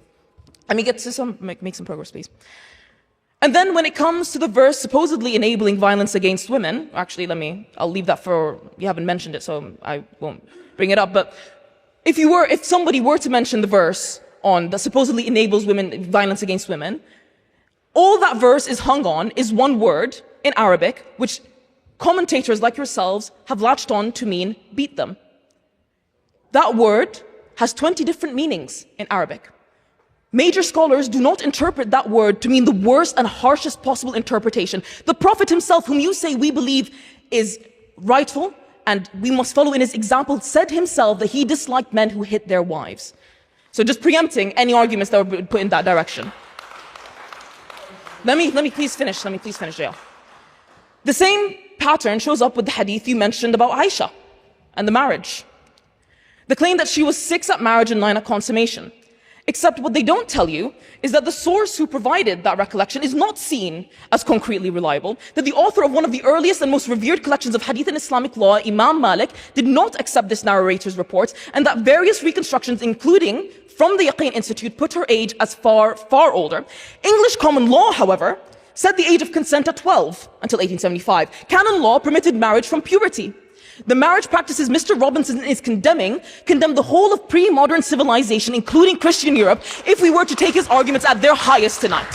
Point of information. Let me get through my speech. I'm not being able to get You haven't taken one point from me. Are you afraid? There are still Muslim countries in this world which say that their legal system is based on Sharia, which allow the marriage of children because of their belief in those verses. Are you saying they're not Muslims too? Again, and I do not understand why it is so difficult for proposition to wrap their heads around this. People can take any text and they can misinterpret it and they can misapply it and they can believe that what they're doing is Islamic. Leighton, sit down. They can believe that what they are doing is Islamic and in accordance with Islamic principles. I am asking you to scrutinize Islam and its teachings. Let me get to its point. The people who misquote, misrepresent, and take Islam at its worst, and then try and purport that they are Muslims and they are following the teachings of Islam, are people you should be suspicious of, I have no doubt. But that is not suspicious of Islam. We're talking about our nations. Can I finish, please? We are also told Muslims are meant to follow the Prophet's example. Fair enough. But then key parts of that example quietly disappear in the arguments presented by Tommy and Laurence and the rest of the bench. The Constitution of Medina, drafted and delivered by the Prophet, set up a community of Muslims, Jews, and pagans living together with mutual obligations and religious freedoms. Quote, the Jews are a community along with the believers, to the Jews their religion, to Muslims theirs. It is right there. It is right there. Another treaty was with the Christians of Yemen, protecting their churches and clergy, not mentioned anywhere. The Prophet's final sermon 2 months before he died went as such: there is no superiority of an Arab over a non-Arab, or a non-Arab over an Arab, or a white over a black over a white, except in piety. Not mentioned anywhere in any of the arguments that you are going to present, because it does not fit your narrative. I'm gonna run out of time, please bear with me. From the Quran's own lines in that chapter that I quoted to you, which is called, O disbelievers, for you your religion, and for me mine. Somehow that does not make the cut. After a while, the pattern becomes obvious. The case works best when certain texts stay off the page. You can do the exact same thing with other scriptures. Deuteronomy 20, when you take a city, save alive nothing that breathe. Numbers 31, kill all the boys and kill every woman who has slept with a man, but save for yourselves every girl who has not. Let me finish. You can build a very dark picture that way, but that is not how Jews and Christians read their scriptures. I extend that generosity to my Christian brothers and my Jewish brothers and Jewish neighbors. I'm simply asking that it be extended tonight to mine. Can I please get through my speech? I will get back to you. So let's actually see, because you've said, how do people take that religion and that scripture and how do they apply it in their day-to-day lives? I'm not going to deny that there are people who try to understand that, fail, and try to use that as a cover-up for atrocious and abhorrent actions. Those are not Muslims, Leighton, for God's sake. So let's see how those religious teachings translate into actual Muslim attitudes. Opium, last year, 85% of British Muslims back democracy as the best system of government. The general public, 71%. 94% back equal treatment under the law for all faiths and none. The general public, 80%. 7 in 10 say they feel loyal to the United Kingdom. The general public, 1 in 2. 8 in 10 interact with non-Muslims at least weekly. 9 in 10 stay standing against bigotry, including anti-Semitism, matters to them. 4 in 10 have served themselves or through family in public service. On every single one of those measures, British Muslims are more committed to British values than the British average. These are not numbers from a community at war with this country. These are numbers from a community holding the line on the values this country claims to believe in, while the proposition tells you we are a threat to them. And exactly the same pattern shows up when we turn from opinion polls to crime statistics. The story you are being sold about Muslim crime looks very different once you see the whole pictures, including, for example, grooming gangs. And please do bear with me, I've been interrupted for quite a bit. For the grooming gangs, the abuse happened, the girls were real, the failures were real. I will not minimize any of it. And as a Muslim woman, I am not here to do so. In Rotherham, Rochdale, Telford, the offender public's profiles on the headlines were dominated by British Pakistani Muslim men. That is true, that must be spoken about. But there is another truth that must be named alongside it. Those girls were working class. Working class girls in towns that had already been told their problems did not matter, failed by police officers who did not come, councils who looked away, institutions that decided their suffering was not worth the paperwork. Class contempt is what allowed this to continue for decades, and no girl, no working class girl, no girl of any background should ever have to learn that her pain is an administrative inconvenience. What Mr. Robinson never shows you, and what the rest of the bench will never talk to you about, is that 81% of child-based sexual offenses were most commonly committed by white men. The government's own 2020 review of group-based child sexual exploitation said 2 things very clearly. First, that group-based child sexual exploitation offenders, let me please land, are most commonly white. I'm getting to that point. And second, that the data are too poor to show that any ethnic group is uniquely predisposed to offending or overrepresented as perpetrators. That answers your point. I hope you heard it. In other words, there is no evidence that so-called grooming gangs involving Muslim men are disproportionate once you step back and look at the whole picture, rather than a handful of high-profile cases. In groups of men. I didn't take it, please go ahead, but please stop the time. Go for it. Groups of men rape children. Groups of men. So there's 2 different types of people here. There's individual like which you said was 81% white. The country's got 87% white, so they're not overrepresented. The point is, Pakistani men make. Under a conservative, no, because you made your point, you've made your point, and I've heard it. You made your point, and I've heard it, and I asked, you made your point, Mr. Robinson, can I ask you to take your seat again, please? Thank you. Okay. A conservative government inquiry into, a conservative government inquiry into the proportion of grooming gang-related crimes committed by all groups, found. Mr. Robinson, I must ask you to take your seat. The point has been taken. The President is responding. Right. Please do check the facts after this. Everyone here in the chamber is more than welcome to do so. I'm asking for 2 more minutes, if you'll allow me that. There are some other facts that our proposition will not give you. The first, that Muslims were among the dead in terrorist attacks, supposedly committed under the name of Islam. Muslims were among the doctors who treated the wounded, the paramedics who ran towards the smoke, the first respondents who held the dying. The proposition asks you to condemn a community it will not acknowledge was also grieving. The second, that Muslims are disproportionately represented among those who flag concerns to counter-terror programs. It is Muslim mothers who call the hotline, Muslim fathers who sit with police officers and say that something is wrong. The community the proposition frames as a threat is in practice one of our most reliable lines of defense. And then there's what the proposition will not say at all. In 2019, a man walked into 2 mosques in Christchurch during Friday prayers and murdered 51 Muslims, among them a 3-year-old boy. His manifesto named Mr. Robinson directly. It thanked him. If we are tallying the dead tonight, and the proposition has made very clear that we are, then the dead of Christchurch belong on that tally too. He thanked you on the card. I haven't accepted more information. Mr. Robinson, please, thank you. Suspicion of Muslims as a category has also been tried as a policy. Over 83,000 men from 25 mainly Muslim majority countries were forced to register with US authorities under special registration. More than 13,000 were put into deportation proceedings. The number of terrorism convictions produced was 0. In the United Kingdom, between 2001 and 2011, fewer than 1% of terrorism-related arrests resulted in a conviction for a terrorism offense. It broke up thousands of families and consumed billions in resources, catching almost nothing. That is what suspicion of an entire community, of an entire category of people gets you.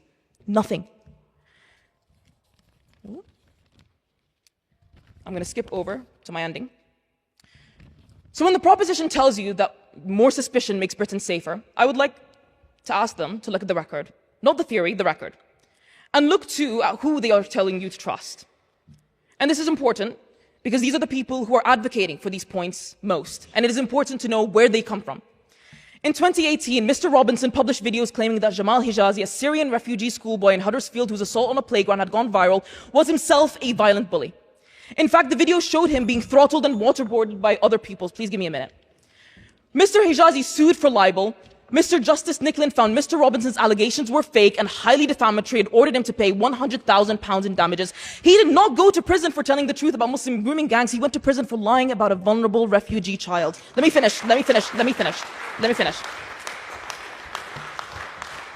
Each generation of British Muslims is more educated, more politically engaged, more invested in this country's future.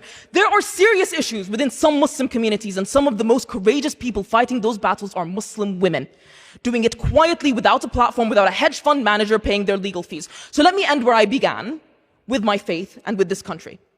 The Prophet Muhammad hosted the Christians of Najran in his own mosque and invited them to pray there after debating them on a religion that they ultimately did not pick up. They did not convert to Islam.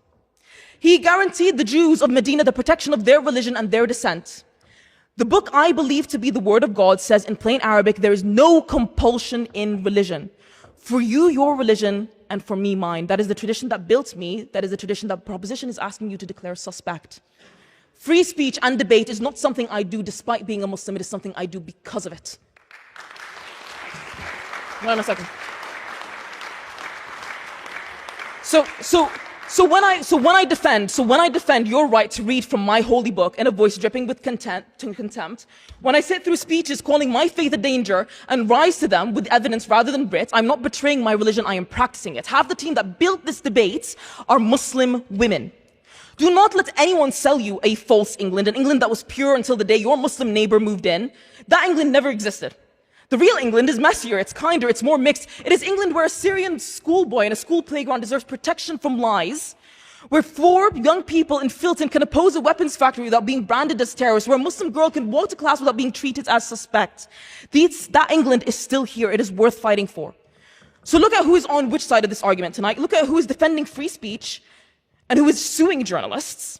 Look at who only a week ago was in his abode in Spain telling you that immigrants are the problem. And ask yourself the only question this motion has ever really cared about, not whether Islam is a danger to the West, but whether a handful of rich men get to convince you that your own neighbors are your enemy. Vote against this motion. My faith has survived empires. It will survive this evening.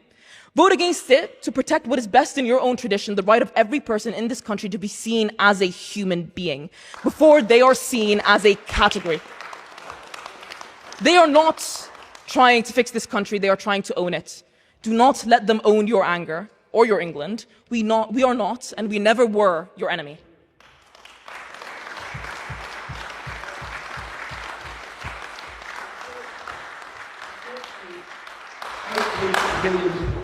You made many accusations at the end about being there. 167 million people watched my documentary. They know what I'm reporting. I'd say you probably not selling credibility because did you watch the film? Did you watch the documentary? No, but I read about the legal proceedings. Did you watch the documentary? I read about the legal proceedings. I read about the legal proceedings. You haven't seen the truth. So you distrust the court. You haven't seen the truth. You distrust one of the institutions. Mr. Robinson, Madam President. You watched the film like 160. Order. Thank you. Madam President, I think if I can ask you to take your seat. Mr. Robinson, I can ask you to take yours. And I call upon Mr. Jonathan Sacradotti to continue the case for the proposition.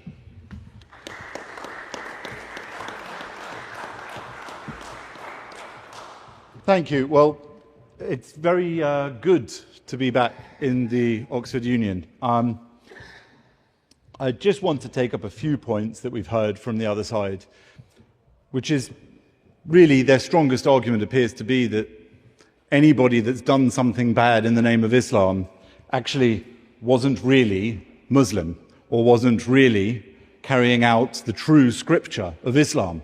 And indeed, they are non-believers, but even those people, Islam has some pretty vile treatments in store for. So on that basis alone, for non-believers of Islam, I would query whether or not we should be suspicious of it. And I must say again, I must echo the thanks to the President for her hospitality in bringing us here tonight. I have admiration for her holding this debate.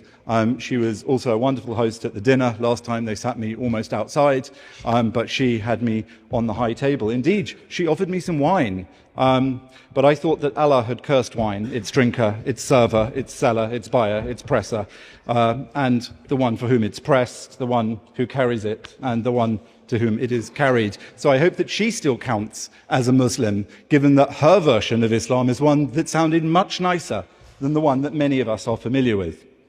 5 minutes before Salman Abedi detonated his bomb, killing 22 people at an Ariana Grande concert in Manchester Arena, he was spotted by Kyle Lawler, an 18-year-old security guard. And after the bombing, Kyle told the Inquiry, "I just had a bad feeling about him." Kyle had been suspicious, but he didn't act, he didn't raise the alarm. Why? Here's what he said. "I felt unsure about what to do." That's what he told the Inquiry. "And being branded a racist, it made me hesitant." 22 people were killed. This is a lesson in ignoring suspicion, and it's one that the West needs to learn urgently. No, thank you. I've had phone calls this week from friends, family, colleagues. Some called to praise me for my courage, others to question my sanity for coming back here, and one or two who begged me not to speak with you tonight. Why? In what way does it take courage to come and speak at a student debating society? Why would it be foolish for my safety to debate at the invitation of a Muslim woman with 2 Muslim men and a mock Victorian Catholic knight? We all know why. Which bit is mock? Well, the Victorian. We all know why. It's why there's quite a lot of security here. It's why there's a bit of electricity in the air. It's why this debate generated news coverage before it even happened. It is because of Islam. Now, I'm not a Muslim. For the purposes of full disclosure, I'm a Jew and a Briton. So I'm not here to speak for Muslims and what individual Muslims do or don't think, or feel, or believe. I'm not here to argue over Quranic verses and hadith. I'm here tonight to represent the other side of this debate, Western values. I'm here to talk about how Islam has encroached on our lives. I would love not to be here, especially at this time. I would love never to talk about this topic again, never to talk about Islam. It's not my faith, it's not my ideology.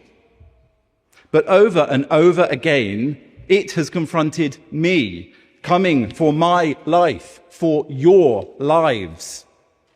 I am not motivated by hate, whatever those people outside say. The only person in this debate who has made physical threats was over there. No, thank you. I am motivated by love. Love for freedom, love for life, love for debate, for discussion, love for the West. The West is a civilization of defiant liberty and fearless truth-telling, and that is why I'm here now. Now, I often ask people what their first conscious memory of Islam was. For me, it was as a child of 8 or 9 when Salman Rushdie published the Satanic Verses. What followed was a global eruption of Islamic fury. Book burnings in the streets, a death fatwa from Ayatollah Khomeini, and a trail of terror that crossed decades and borders. My own father, a bookseller who believed in the fundamental Western right to read and write even offensive ideas, was forced to sell copies from behind the counter for fear of his own life. Translators were stabbed, publishers shot. And over 30 years later, in 2022, a young Muslim assassin, Hadi Matar, nearly murdered the elderly Rushdie on stage in New York, blinding him in one eye, because he wrote a story. Yet, in the face of this medieval intolerance, Rushdie struck back, with the West's greatest weapons, his pen and his mind, writing a new book, Knife. He fought violence with art, Western. They fought art with violence, Islamic. But you don't need to be a writer to have suffered the violent intrusion of Islam into your life. On September the 11th, 2001, 19 hijackers cried Allahu Akbar as they murdered nearly 3,000 people in the name of Islam, flying planes into the Twin Towers.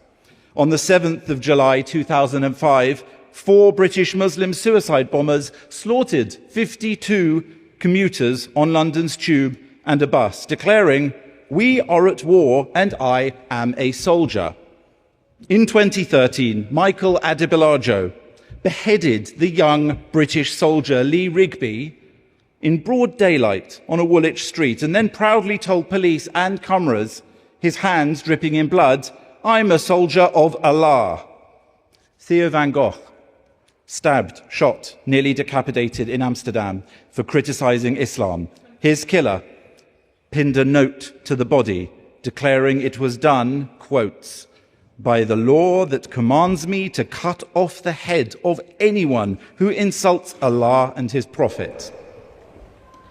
Can you give me examples from the scripture, directly, in context, properly, that would advise or point to the actions of any of these specific people? This is the crux of this point. I don't need to give you those examples because all of these men who slaughtered Westerners, who slaughtered other Muslims, gave their quotes from your holy book. Ayan Hirsi Ali, no thank you, who worked with Van Gogh, she's lived with round-the-clock protection ever since. She was a Muslim who committed the crime of leaving that faith and criticizing it. Are you starting to see the pattern yet? In 2006, Ilan Halimi, a French Jew, was kidnapped, tortured for 24 days and burnt alive by a gang who shouted, guess what? Allahu Akbar. A rabbi and 3 small Jewish children gunned down at a school in Toulouse. A kosher supermarket in Paris, 4 Jews executed. A teacher at Batley Grammar School here, hounded into hiding by Muslim mobs baying for his death for showing a cartoon.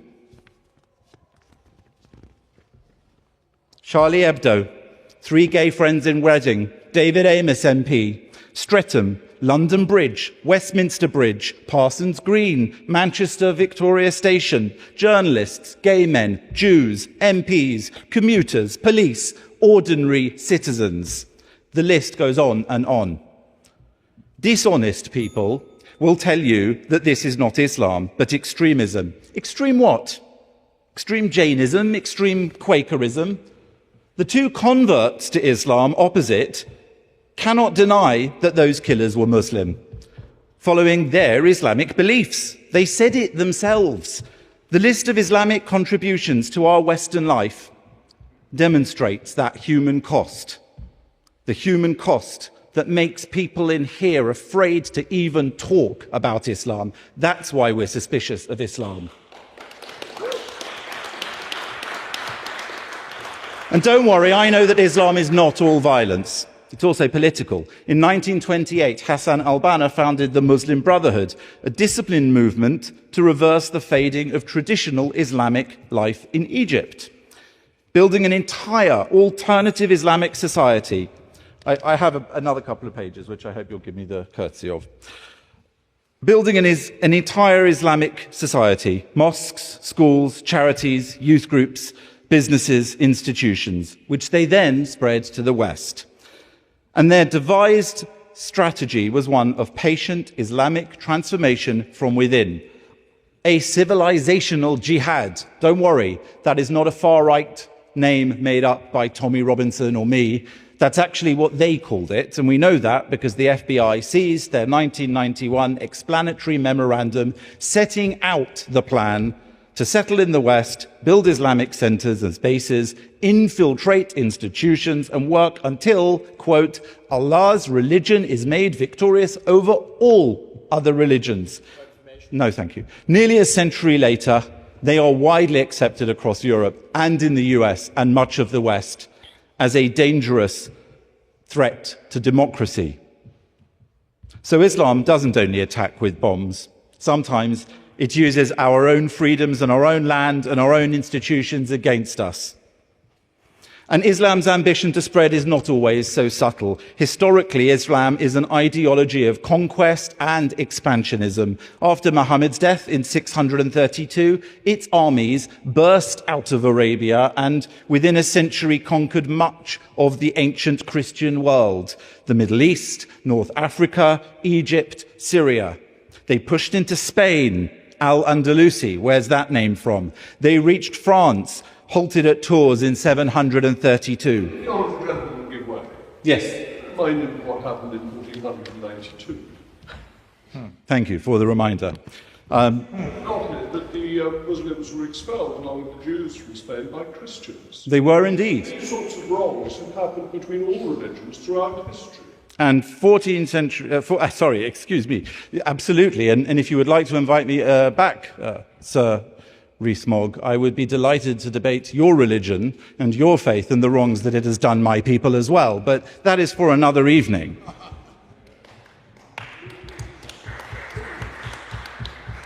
Wherever they've conquered, Jews and Christians were reduced to dhimmis, defeated peoples living under submission, tax, and Islamic supremacy. Because at Islam's core is political, theological dominance, not private, internal faith. They may try to hide it, but it is written in blood across the centuries until today. For every other ideology, we can be proud of the positives and still suspicious of the negatives. But some people are so quick to list all the great things they say Islam's contributed. The second speaker, that he gave some money once to an old man who was in need. But they utterly reject any Islamic connection to all the dreadful things that I've mentioned tonight. The bits they like, those are all Islam. But the bits they don't like, well, not Islam. Totally binary. In an era when being non-binary is all the rage. Everything today is on a spectrum, except Islam. So, I'm asking you to believe your own eyes, to accept your own survival instincts, apply the same rational thought to Islam that you would and should to any other set of ideas and behaviours. Kyle Lawler, that Manchester Arena security guard, will live forever with the heavy weight of ignoring his suspicion. Don't be Kyle Lawler. Don't be afraid to call out an urgent danger that you instinctively identify just because you're afraid. What we have in the West is worth protecting. Our freedoms, our culture, our ethics, this university, this country, all of it.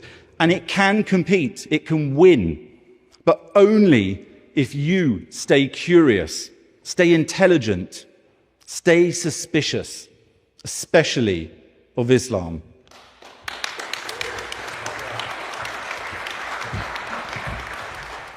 I thank the honourable gentleman for his speech advancing the proposition, and I call upon Abdullah Andalusi to advance the case for the opposition.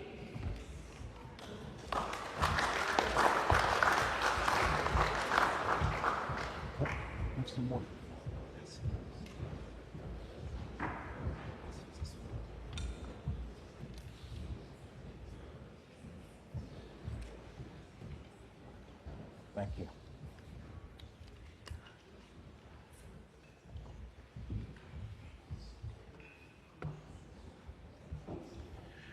Greetings to you all. Assalamu alaikum. Peace be with you. Pax Vobiscum to the Catholics. Ladies and gentlemen, Mr. President. Not quite yet. Yeah. Members of the Oxford Union, friends, I know you're tired after a long debate. I'll try to bring some clarity to a lot of these discussions. Unfortunately, as Brandolini's law states, it takes a disproportionate amount of time to explain something that is false, which was said in a few words. So I'll try to cover as much as possible.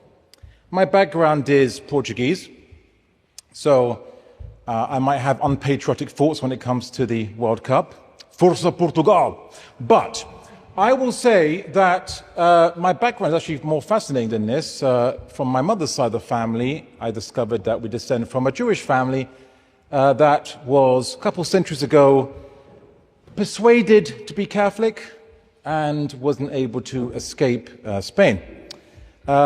And if they were trying to hide their faith, there was the Portuguese Inquisition around to give some very sharp arguments. Now, I know you're thinking, the Portuguese had an Inquisition?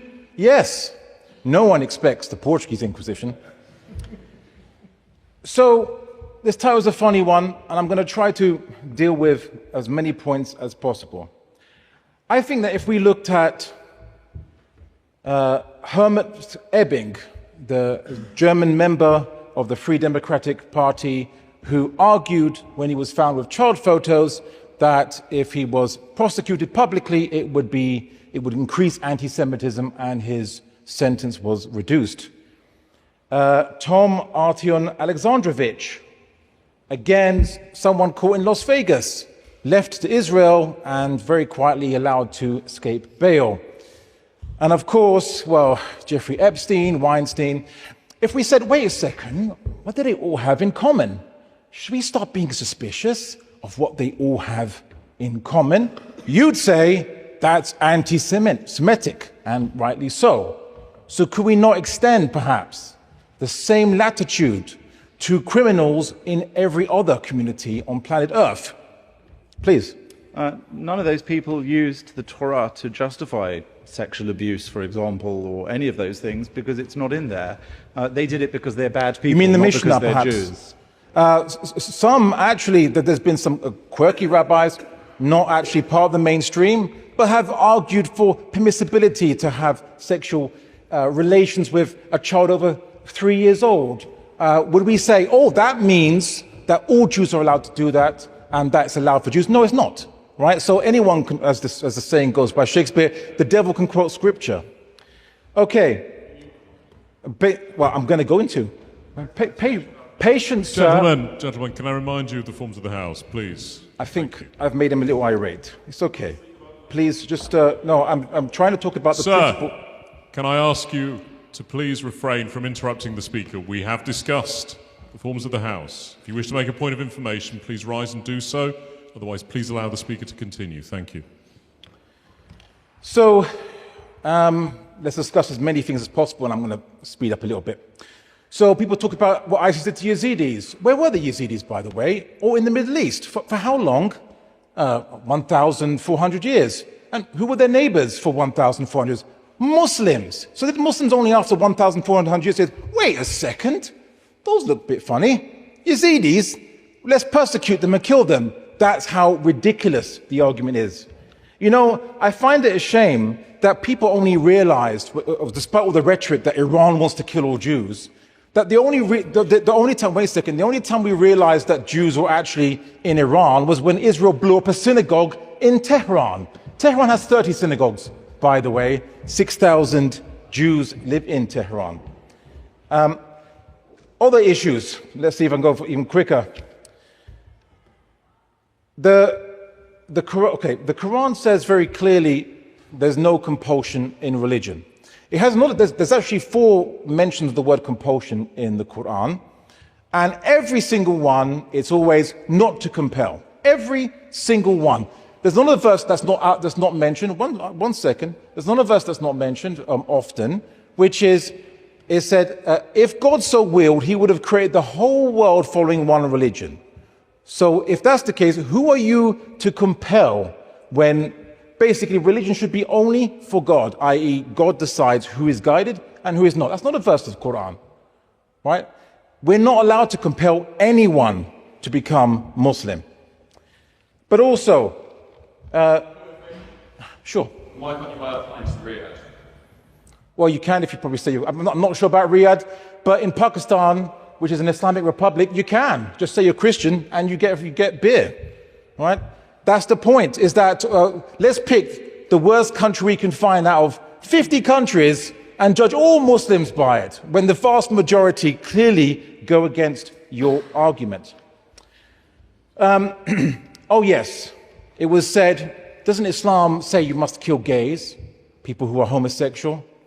No, it doesn't. Not in a single verse, not in a single hadith. Brother, please tell me, how many gays did the Prophet Muhammad kill then? Why are you silent now? Right? How many gays did he kill? Does the Quran actually not preach death for people who engage in homosexual sexual acts? The Quran doesn't say, the Quran actually doesn't talk about that. It talks about people who have sex outside of marriage. But the point is, let me correct you. So, look, I know you're getting anxious, but please let me finish my point, sir. You know, freedom of speech. So, let me.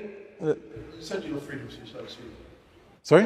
You keep saying. Yeah, but you have to let me speak first, and then I can give way to you. I haven't even started speaking, sir. Okay. All right.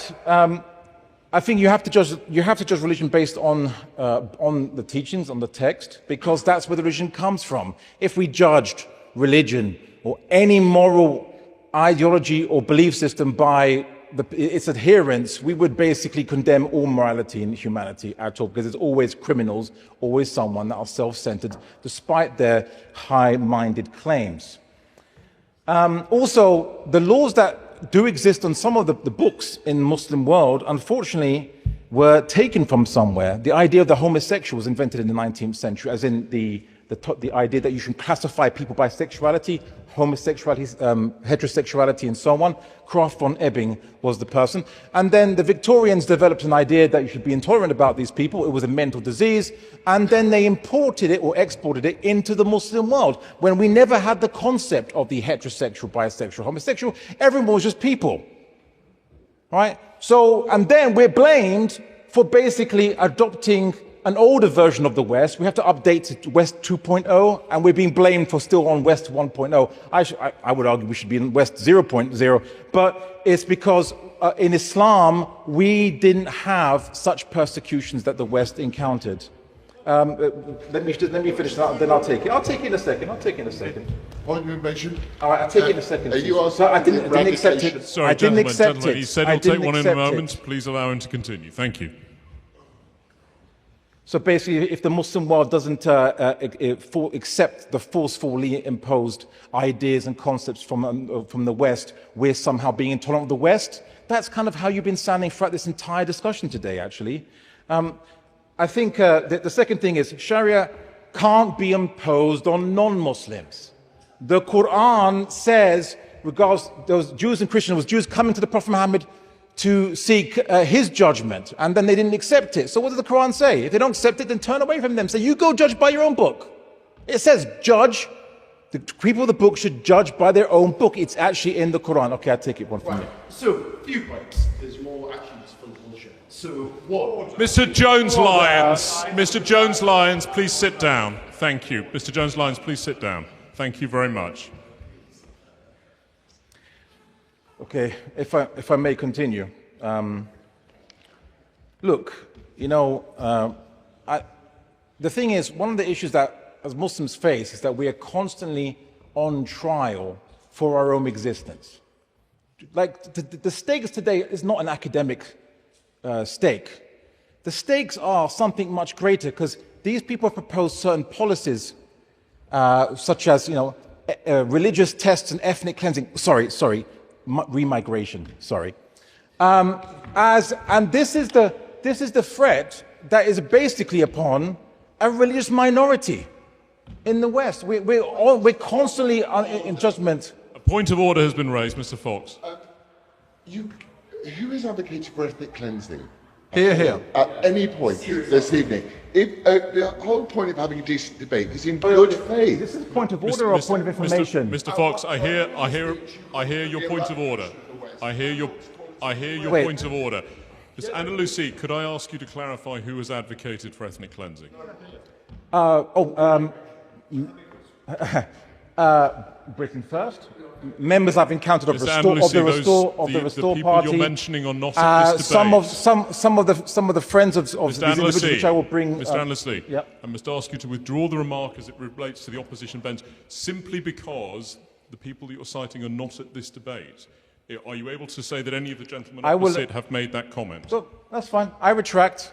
I'll say members of the far right. Members of the far right, for example, there was a case where a black person attended with the United Kingdom march. There was Britain First guy there. The guy was there to support it, and Britain First said it's good. We'll get rid of the bad migrants first, and we'll save the good ones for last. Basically, if I remember. Anyway, well, there's a video on it online. You can see it's been doing the rounds. Okay. So, if Sharia can't be imposed on non-Muslims, what about the command? Is there a command, or the alleged command, to kill all non-Muslims wherever you find them, or anything like this? And this is wrong. And I will quote to you a classical medieval Islamic scholar, Ibn Taymiyyah. I quote Ibn Taymiyyah because Ibn Taymiyyah was actually been praised by ISIS, been praised by Al-Qaeda. He's looked up to for them, but let's see what he says. He's a medieval scholar, so he's not pandering to any liberal current day. So he says, the foundation is that the blood of Bani Adam, which is the tribe of Adam, this is all human beings, is sanctified and inviolable, and no one is killed except by a right. Killing due to disbelief in Islam is not something which the legislations have agreed upon at any one time of Sharia, such as killing the one who sits out of combat, for this is something that the legislators have and the intellect do not differ over. The blood of a non-Muslim during the time since early Islam was sanctified and inviolable, just like the original sanctity of the person from Bani Adam. So, as Allah prevented Muslims from killing such anyone who's a non-Muslim, considering a non-Muslim. This is a medieval classical scholar. It's pretty straightforward. But then the question arises, why then did Al-Qaeda exist? What did the killers of Lee Rigby say they were doing it for? Right? So? A point of order has been raised. I hear the gentleman. Just as a question for clarification, has the remark on remigration has been withdrawn? Yes. I actually have a quote here from Tommy Robinson. I would have remigration. It's time for many Muslims to leave this country if they're not going to integrate or assimilate. It's time to go home. Yeah. I hear the honourable gentleman. I hear the honourable gentleman's point. Mr. Annesley, I hear the honourable gentleman's point of order. However, we are concerned with the comments in this chamber. Okay. I believe you're reading a quote from outside this chamber. Okay. Is that the case? Yes, but I would leave. I'm going to ask everybody to take their seats. I've ruled on the point of order. I will remind the gentleman that a point of order is not for simply reading quotes from outside the chamber. It must be to raise a matter concerned with the debate that is going on. Thank you. Mr. Andalusi. I haven't even started speaking yet, sir. No, I haven't accepted it because my time is limited now, right? And I'll leave it to the imagination of everyone who here will be on his list of Muslims he will remigrate. So, what about free speech? Excuse me, you can't do this. I can. It's called my time to speak, sir. Can I ask Mr. Andalusi to make some progress, Mr. Fox? I understand the point you're raising, Mr. Andalusi. Can I ask you to continue? And can I ask you, Mr. Fox? Thank you, Mr. Andalusi. Can I ask you not to repeat that remark? We have already dealt with this point. No, I need more than that. Right, okay. What about free speech? We've heard a lot about free speech. Well, I'll just give you an example of medieval Islamic free speech. Perhaps that would give you the best example, because you might say maybe Muslims here in this day and age in many countries don't fully understand what Islam requires them to do, quote unquote, vis-a-vis people who attack the Prophet Muhammad or criticize him. Well, firstly, the example of the Prophet Muhammad, was he had a neighbor who was a woman who hated him, hated his message, and every day he'd come out, when he'd come back, she'd throw rubbish on his head, and he didn't do anything to her. Except there was one day when he came back and the woman didn't throw rubbish in his head. And what did he do? He went to her door, knocked on it, she opened it, and she was shocked to see him there. And he said, "Are you okay? I noticed that you didn't throw rubbish on my head, so I was concerned about you." And she said, "No one in all of the town has come to see me because I'm ill, except you." And then she embraced Islam. She was amazed at the person's morals. This is the example that Muslims follow. And I'll give you an example from Islamic history, please. Let me just at least quote them example. So you've probably heard, maybe you've heard of someone, a saint called Saint John of Damascus. Why is he called Saint John of Damascus? Well, firstly, let me talk about his book. So he published a book attacking Islam, quite vociferously calling the prophet a false prophet who wrote ridiculous compositions, randomly accused him of committing adultery, and wrote how that Muslims are like beasts who are destined to hell. Where did he publish this book? He published this book under the Umayyad Caliphate, Syria, during Islamic times. And then he had a student, Theodorus Abukaris, who wrote 15 more books criticizing, 15 more books attacking Islam. And he was invited to the court of Caliph Marwan to have a debate with Muslim scholars in front of the Caliph. And at the end, by his own account, he was given gifts and a mantle for his good debating skills, even though he had not embraced Islam and he had kept on attacking. And what happened to him? The Muslim scholar Isa bin Sabih al-Murda published a book refuting him. And that was it. This is Islamic free speech. And I'll leave it with one final point, because my time has been heavily limited, unfortunately. Does everyone know the quote, "Live and let live"? You've heard of it? Does anyone know a famous person or an infamous person that said it? You don't know? Or you're not going to like what I say next. I'm going to give you someone that you won't be able to get out of your head. There was a guy that said it relatively recently. His name is Osama bin Laden. He said it, and you can check in the book by Dr. Bruce Lawrence, the composition of the statements by Osama bin Laden, when he said, and let me explain the context. All right, it's easy to scoff, but it's harder to actually investigate the nuances of reality. The issue is, yes. Osama bin Laden was asked in an Al Jazeera interview, why are you fighting the West? And also you have declared that non-combatants can be attacked.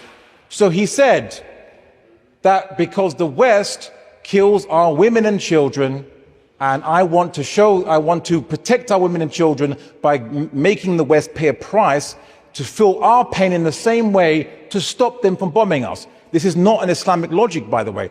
And then the person asked him, but does not the Prophet Muhammad forbid the targeting of non-combatants? And you know what Osama bin Laden said? You're right, it is forbidden in the Quran and Sunnah. But then he says, but this prohibition, he believes, let me finish there, this prohibition, he believes, is not absolute. Because he says in the modern world, which is not an Islamic text or someone, he says we should reciprocate how the enemy fights us. And then he claims that Islamic scholars have permitted this. I will finish it right now. I must ask you to conclude. Yes, okay. Mr. Sacredotti. One last quote. Gentlemen, please. Thank you. Mr. Sacredotti, you raised a point of order. What is your point of order? We'd all like him to carry on. It's really funny. Okay. Thank you, Mr. Sacredotti. That's not a point of order. Mr. Stiles, yes. What is your point of order? Thank you. Let me... Can the gentleman opposite confirm whether he condemns... That is not a point of order, Mr. Stiles. Mr. Osama bin Laden... Mr. Stiles, sit down. That is not a point of order. Mr. Andalusi, Mr. Andalusi, I'm going to give you 30 seconds to conclude your remarks. Thank you. Okay. Yes, I do condemn Osama bin Laden, his methods, because, as the classical medieval Islamic scholar Ibn Qurtubi says, it is not permissible for us to retaliate in the same manner, even if the enemy kill our women and children and cause sorrow to befall us. It is not permissible for us to act likewise with the intention of making them feel grief and sorrow. Medieval Islamic scholars understood the rules of war. Osama bin Laden wants to change it to become part of the modern world, to imitate the West. And he cites Winston Churchill's bombing of Germany. He said they can bomb civilians, why can't we? In Islam, this is a rejected argument. We don't copy monstrous actions. We don't become the monsters who fight us. But I will give one last sentence and I will conclude. I'm sorry, but I must ask you to conclude. Sure. I'm sorry, we have gone on rather longer. I will. So when I said live and let live, what was I referring to his full phrase? He said, if the West stop attacking us, we'll stop attacking them. Live and let live. He did not say the Quran tells us to kill all non-Muslims and massacre them. He did not say it. So the issue is this. We talk a lot about what motivates terrorists. But at least quote them. Because Osama bin Laden never himself uses the argument that the Quran says to kill non-Muslims. So the only people that believe that Muslims can kill non-Muslims are those standing in proposition. Thank you. I thank the honourable gentleman. For his speech in opposition of the motion. And I call upon Mr. Leighton Stiles to close the case for the proposition.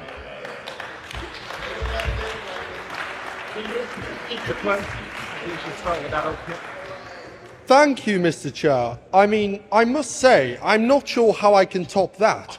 And I'm not referring to the duration. Yes.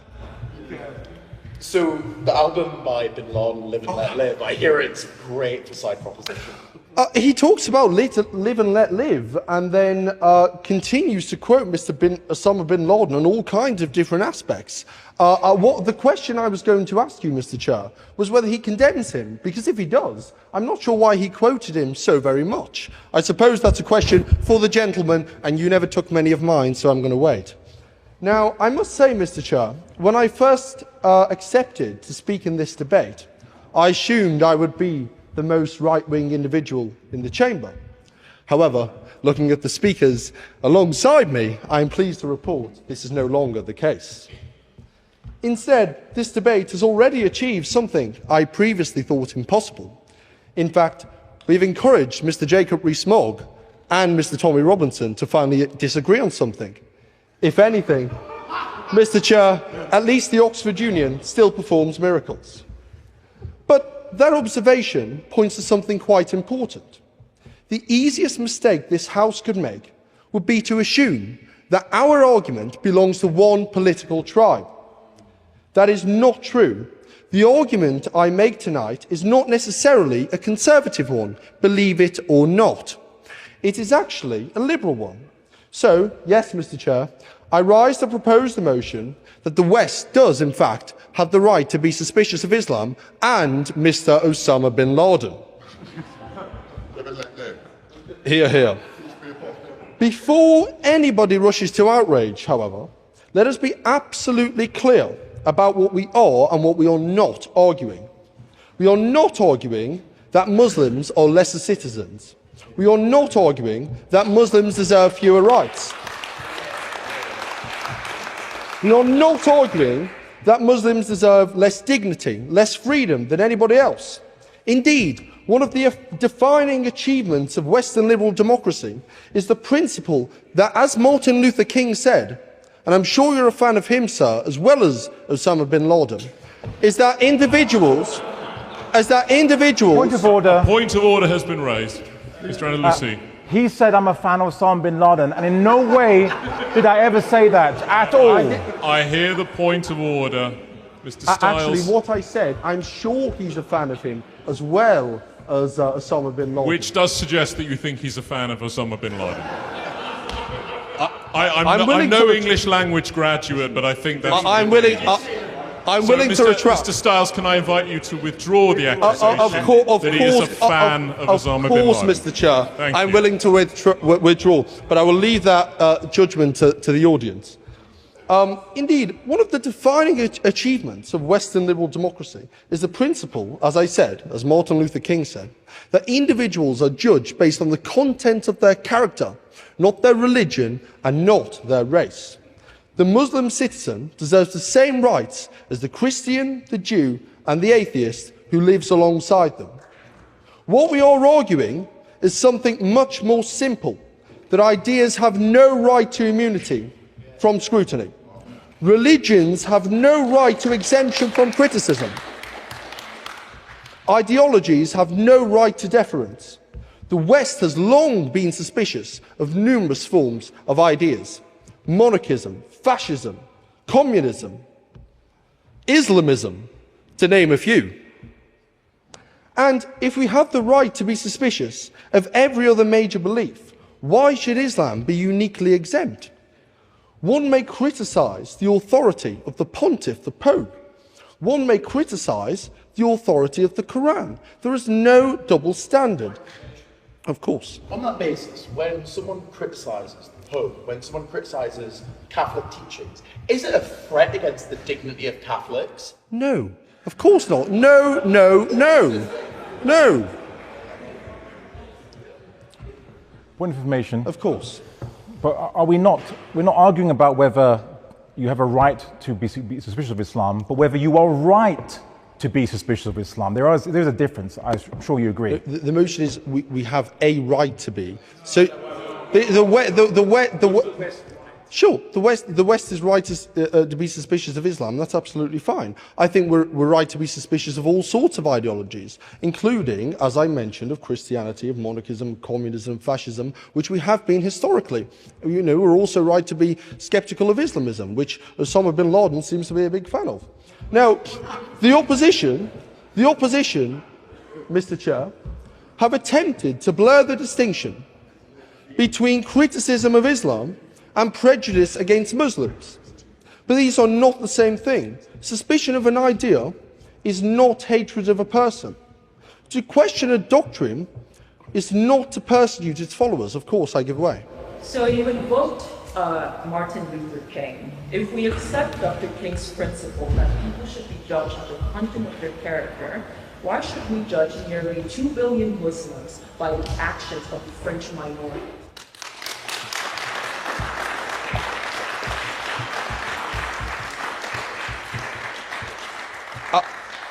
I'll refer the lady opposite to my most previous sentence, quote, "But these are not the same thing. Suspicion of an idea is not hatred of a person.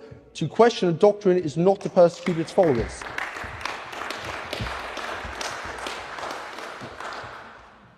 Our suspicion is particularly justified in Islam. Unlike many modern interpretations of religion, it is not always presented merely as a private spiritual faith. Many interpretations of Islam contain legal, political, and social prescriptions. They make claims about not only how individuals should live their lives, but how society should be organized and governed. When any belief system seeks influence over law, education, public morality, or political institutions, citizens don't only have a right, but a responsibility to question those ideologies. In addition to concerns regarding fundamentalist Islam abroad, for example in Iran and Afghanistan, we have witnessed, Mr. Chair, within our own society, serious challenges posed by Islamist extremism. The United Kingdom has spent decades confronting terrorist threats inspired by extreme interpretations of Islam. I direct all members to take a look at the MI5 terror watch list, made up overwhelmingly of Islamist terrorists. PY, is the speaker aware that Islamism is not Islam? Of course, of course. There was no indication that Islamism is the same as Islam. The point I'm making is many followers of Islam take it to the extreme, disproportionately compared to other religions. Of course. Was the Prophet Muhammad in business, by definition? Well, I'm sure you know more about that, Tommy, than I would. We have also seen instances in which public authorities were reluctant to investigate or discuss pattern. No, I did not give you permission. Please sit down. We have also seen instances in which public authorities were reluctant to investigate or discuss patterns that emerged in certain criminal networks for fear of causing offence or appearing prejudiced. Whatever conclusions one draws from those cases, Mr. Chair, the lesson is clear. Fear of criticising ideas, cultures or communities cannot be permitted in the pursuit of truth. A liberal society must be willing to examine uncomfortable facts wherever they may lead. Of course, Mr. Chair, I'm talking about the rape gangs, one of the greatest domestic atrocities in decades. Thousands and thousands of young, white, working-class girls raped and abused. Yet the authorities, they were afraid to ask the difficult questions about the perpetrators, the vast and overwhelming majority of whom were Pakistani Muslim men. Point of information. I give way. That's factually not correct. According to the VKPP National Analysis reports, only 2.2% of Pakistanis are involved, those who are committing child sex exploitation. Of the total amount of perpetrators, 2.2% are Pakistanis. How are they the majority? How are they the majority, sir? That's fine. The rape gangs I'm referring to were mentioned in the J report, were mentioned in the rape gang report published yesterday by Rupert Lowe. You may be a fan of him, I'm not sure. Of course, I give way. On a point, across all child sexual offences in this country, around 88% of convicted offenders are white, and only a very small minority are from mixed or ethnic backgrounds. If we do not call that a white sex offender epidemic, why is the Speaker entitled to call a far smaller subset a Muslim one? The Home Office's own December 2020 review of group-based child sexual exploitation found that offenders are most commonly white. Will the Speaker tell the House he is equally suspicious wholesale of white men as a whole? Thank you, Madam President. I was not referring to anybody's race. What I was referring to is the religion of Islam and how culturally it is proven very, very prominent in these rape gangs. No, thank you. I would direct the members of the House to the rape gang report published yesterday by the Member of Parliament for Great Yarmouth, particularly to page 18, where the most egregious testimonies of all begin, those of the survivors. To recognise this fact is not to condemn ordinary Muslims. Indeed, many of the victims of Islamist extremism around the world are themselves Muslim. But a particular ideology giving rise to movements that reject pluralism, individual liberty, democratic governance and freedom of expression. Citizens must be able to ask questions about those ideas. Indeed, every scientific advance and every philosophical breakthrough begins with the willingness to ask difficult questions. A society that loses this ability and the right to be suspicious loses the capacity to think critically.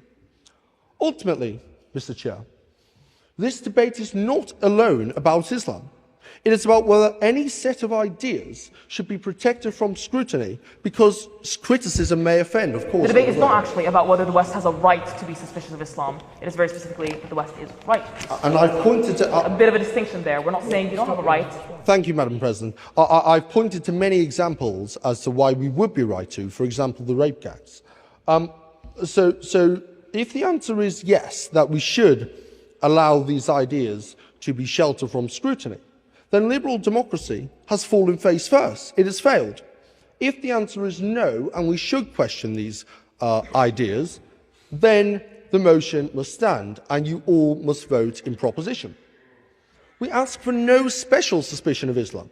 We ask for no lesser rights for Muslims. We ask only for the equal application of a principle at the heart of Western civilization, that every idea, however ancient, however influential, however sacred, must be questioned and is right to be criticised.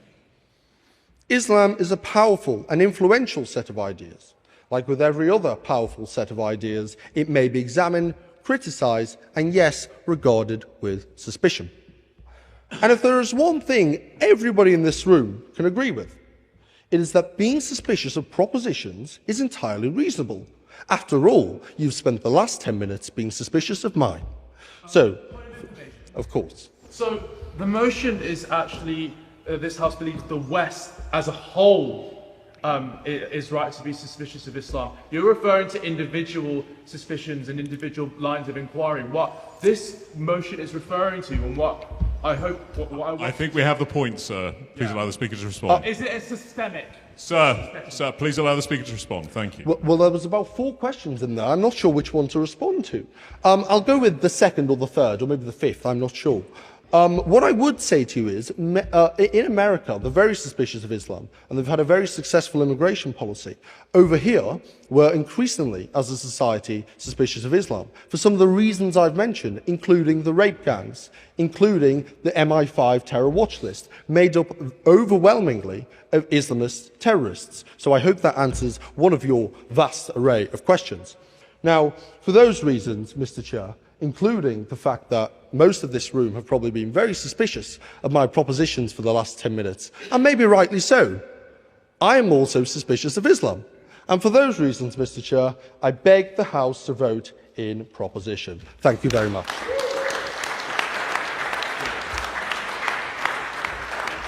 I thank the honourable gentleman for that speech closing the case for the proposition, and I call upon the ex-librarian Trinity, Sir Jacob, to close the case for the opposition.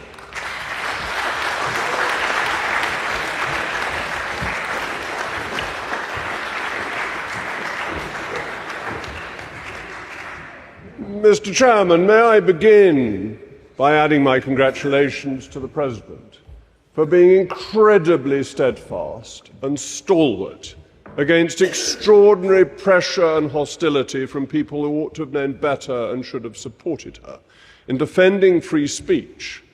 And may I thank Mr. Robinson for accepting the invitation to come to an audience that he didn't necessarily expect to be favourable. Free speech requires both sides of the argument to be put. I also congratulate the member who just spoke from Christchurch for his elegant speech, which unfortunately elegantly spoke about a different motion. And that is often a problem with the Oxford Union Society, that when a motion says one thing and a speaker thinks something else, he tries and talk round the subject. No, we've heard quite a bit from you already, but we might come back to later. And I want to speak strictly to the motion. The West is right to be suspicious of Islam. And here, Mr. Chairman, I'm disappointed, because I thought I was coming up against the hard men of the right of British politics, the people who have a reputation for being tough and forthright and powerfully patriotic. And it turns out that they are wee, sleek-it, cowering, timorous beasties, because they have no confidence in the West, in their nation, in the religion that has made our nation fine and great and strong. Instead, they're sitting there in their homes at night, fretting that we're suddenly going to be converted to Islam. Well, I'm not. Let me be quite clear about this.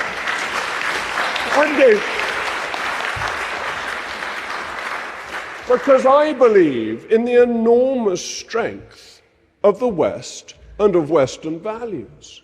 And one of those Western values is that we believe in freedom of religion.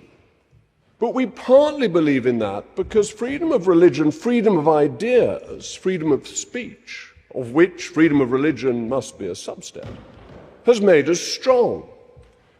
We have, whisper it quietly in the West, benefited from Islam during our history.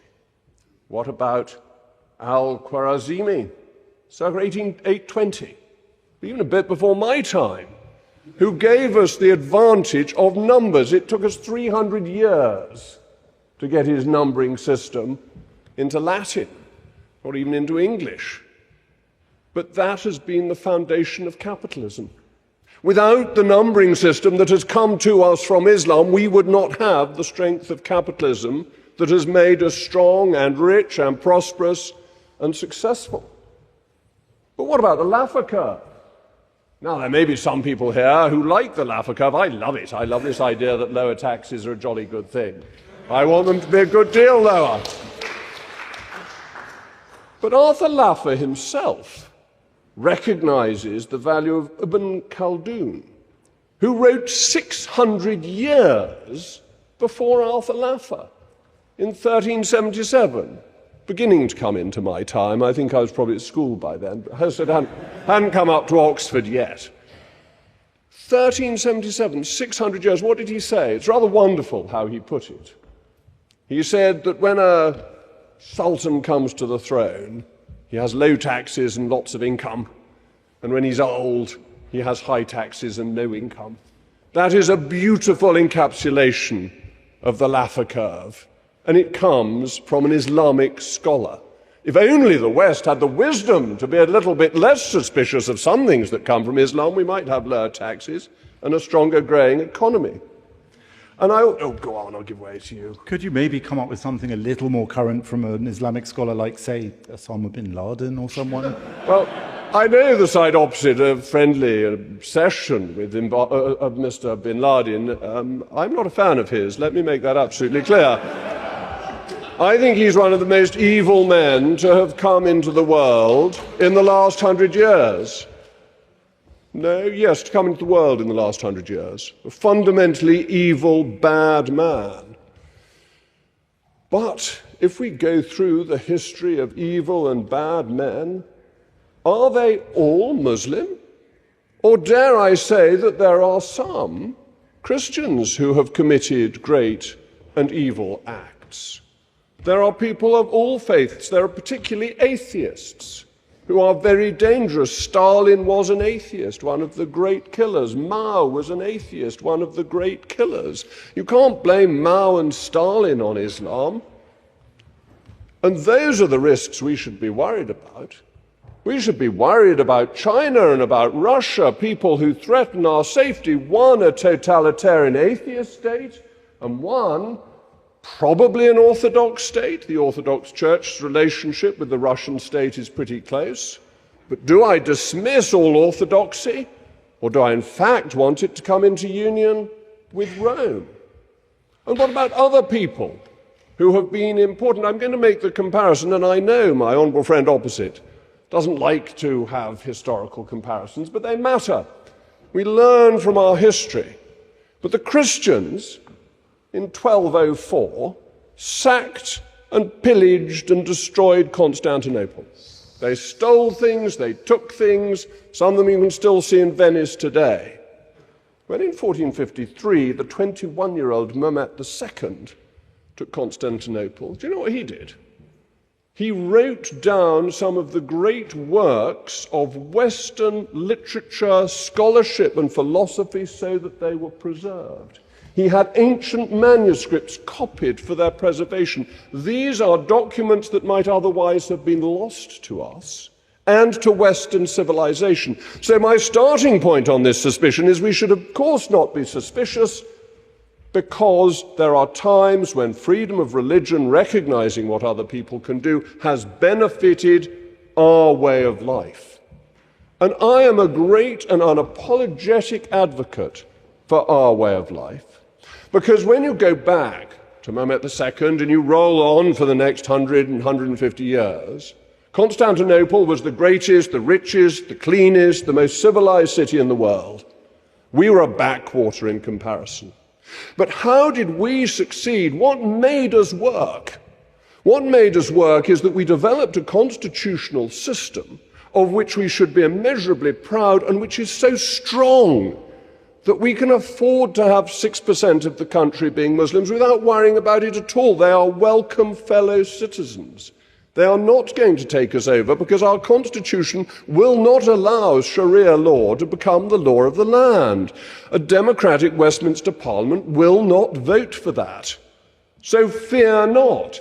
And what goes on in Iran is not what is going to happen in Westminster. So all these things we've heard about terrible punishments that apply in Islamic countries is for the birds. That is not going to be applied in the United Kingdom or in the United States or across Europe.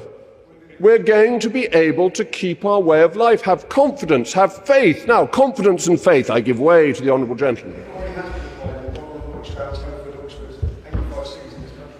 There is no legality of Sharia law in this country as law. And did you know this is one of our most ancient statutes that is still on the statute book? The 1267 Statute of Marlborough makes it illegal for justice to be given out in this land by any court other than the King's courts. It is still the law of the land. It is one of the shortest acts of Parliament. It is our law. It makes our law equal for everybody in this country. And anyone who has Sharia law applied to them may apply to the King's court to have it disapplied. I'll give way again. Your government, you was in charge of Conservatives in 2018, done a study into the 100 Sharia tribunals in the UK. You put two Muslims the head of it, 50% on the panel of Muslims, and we were advised that we can't post on that. This is by your governments. I know the point. I will happily answer this. They are tribunals, that's the point. They are not compulsory law. The Holy Catholic and Apostolic Church judges on marriages. It is allowed to. The Act Against Appeals was repealed in the 1960s. There are other churches and other places that have their own internal laws, but they do not overtake. I won't give way again.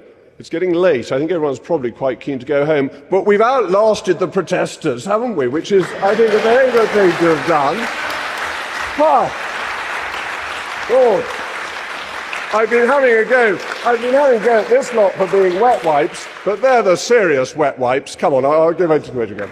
45 women's institutions in the UK wrote to the government during that investigation that they should be suspicious. 88 international organisations, many of them... I admire the Women's Institute marvellously. I think it's a fantastic organisation, but I don't particularly need to take my political opinions from the Women's Institute. That a few institutes write to say they're suspicious of something is not holy writ. It has to be said.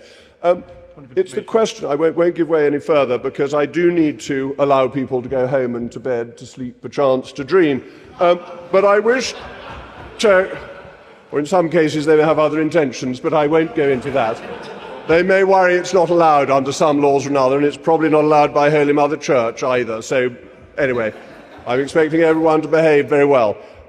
I want to stick to this constitutional point because we should be so proud of our Constitution. And what is it? It is democracy, it is the rights of property, it is the rule of law, it is freedom of speech. If you go back to my great hero, Sir John Fortescue, he set this out in the 15th century, saying why it works in this country, why we are prosperous, is because the king is under the law, not the law. And that's why, over hundreds of years, we have reached, and countries like us have reached this level of prosperity, which Constantinople failed to do, because in totalitarian, despotic regimes, what you make can be stolen. This isn't Islam. It was the way Constantinople was run. And if you look at the Islamic countries, most of them have very corrupt and bad governments.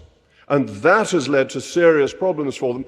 And the ones that have money are beginning to try and copy us. So the UAE and very slowly Saudi Arabia are trying to develop to be more like us. If I were in Saudi Arabia, I would be saying I'm very suspicious of Christian values because that's what they're beginning to have imposed on them. Why? Because our values work. Our values have led to prosperity and they support freedom of religion. But I'm going to upset all my friends who I've been supporting this evening at this point because fundamental to our values is, of course, our Lord and Saviour. The reason the West is strong is because of Christ. And because of the resurrection. And the resurrection is borne witness to in the Gospels. It is borne witness to by the deaths of the apostles who were martyred having seen the resurrection. And that underpins the values of our society. And as our Lord himself said to St. Peter, "You are the rock on which I build my church, and the gates of hell shall never prevail." Nothing will prevail against our values because our values are underpinned by that underlying truth that is Christ. And that is why I object to this motion so strongly. I think it is misplaced. I think it's basically cowardly. I think it is weak. I think it accuses individuals of having a collective guilt, which is Marxism, and it's not hard right at all over there. desperate old pinkos, it turns out. But it comes fundamentally down to what our values are built on. And Mr. Chairman, I'm very glad you ruled in favour of objects, because I have an object in my pocket. I have an object which is a cross. The cross, literally, on which our Lord and Saviour died, because inside there is a piece of the true cross. Christus vincet, Christus regnat, Christus imperat.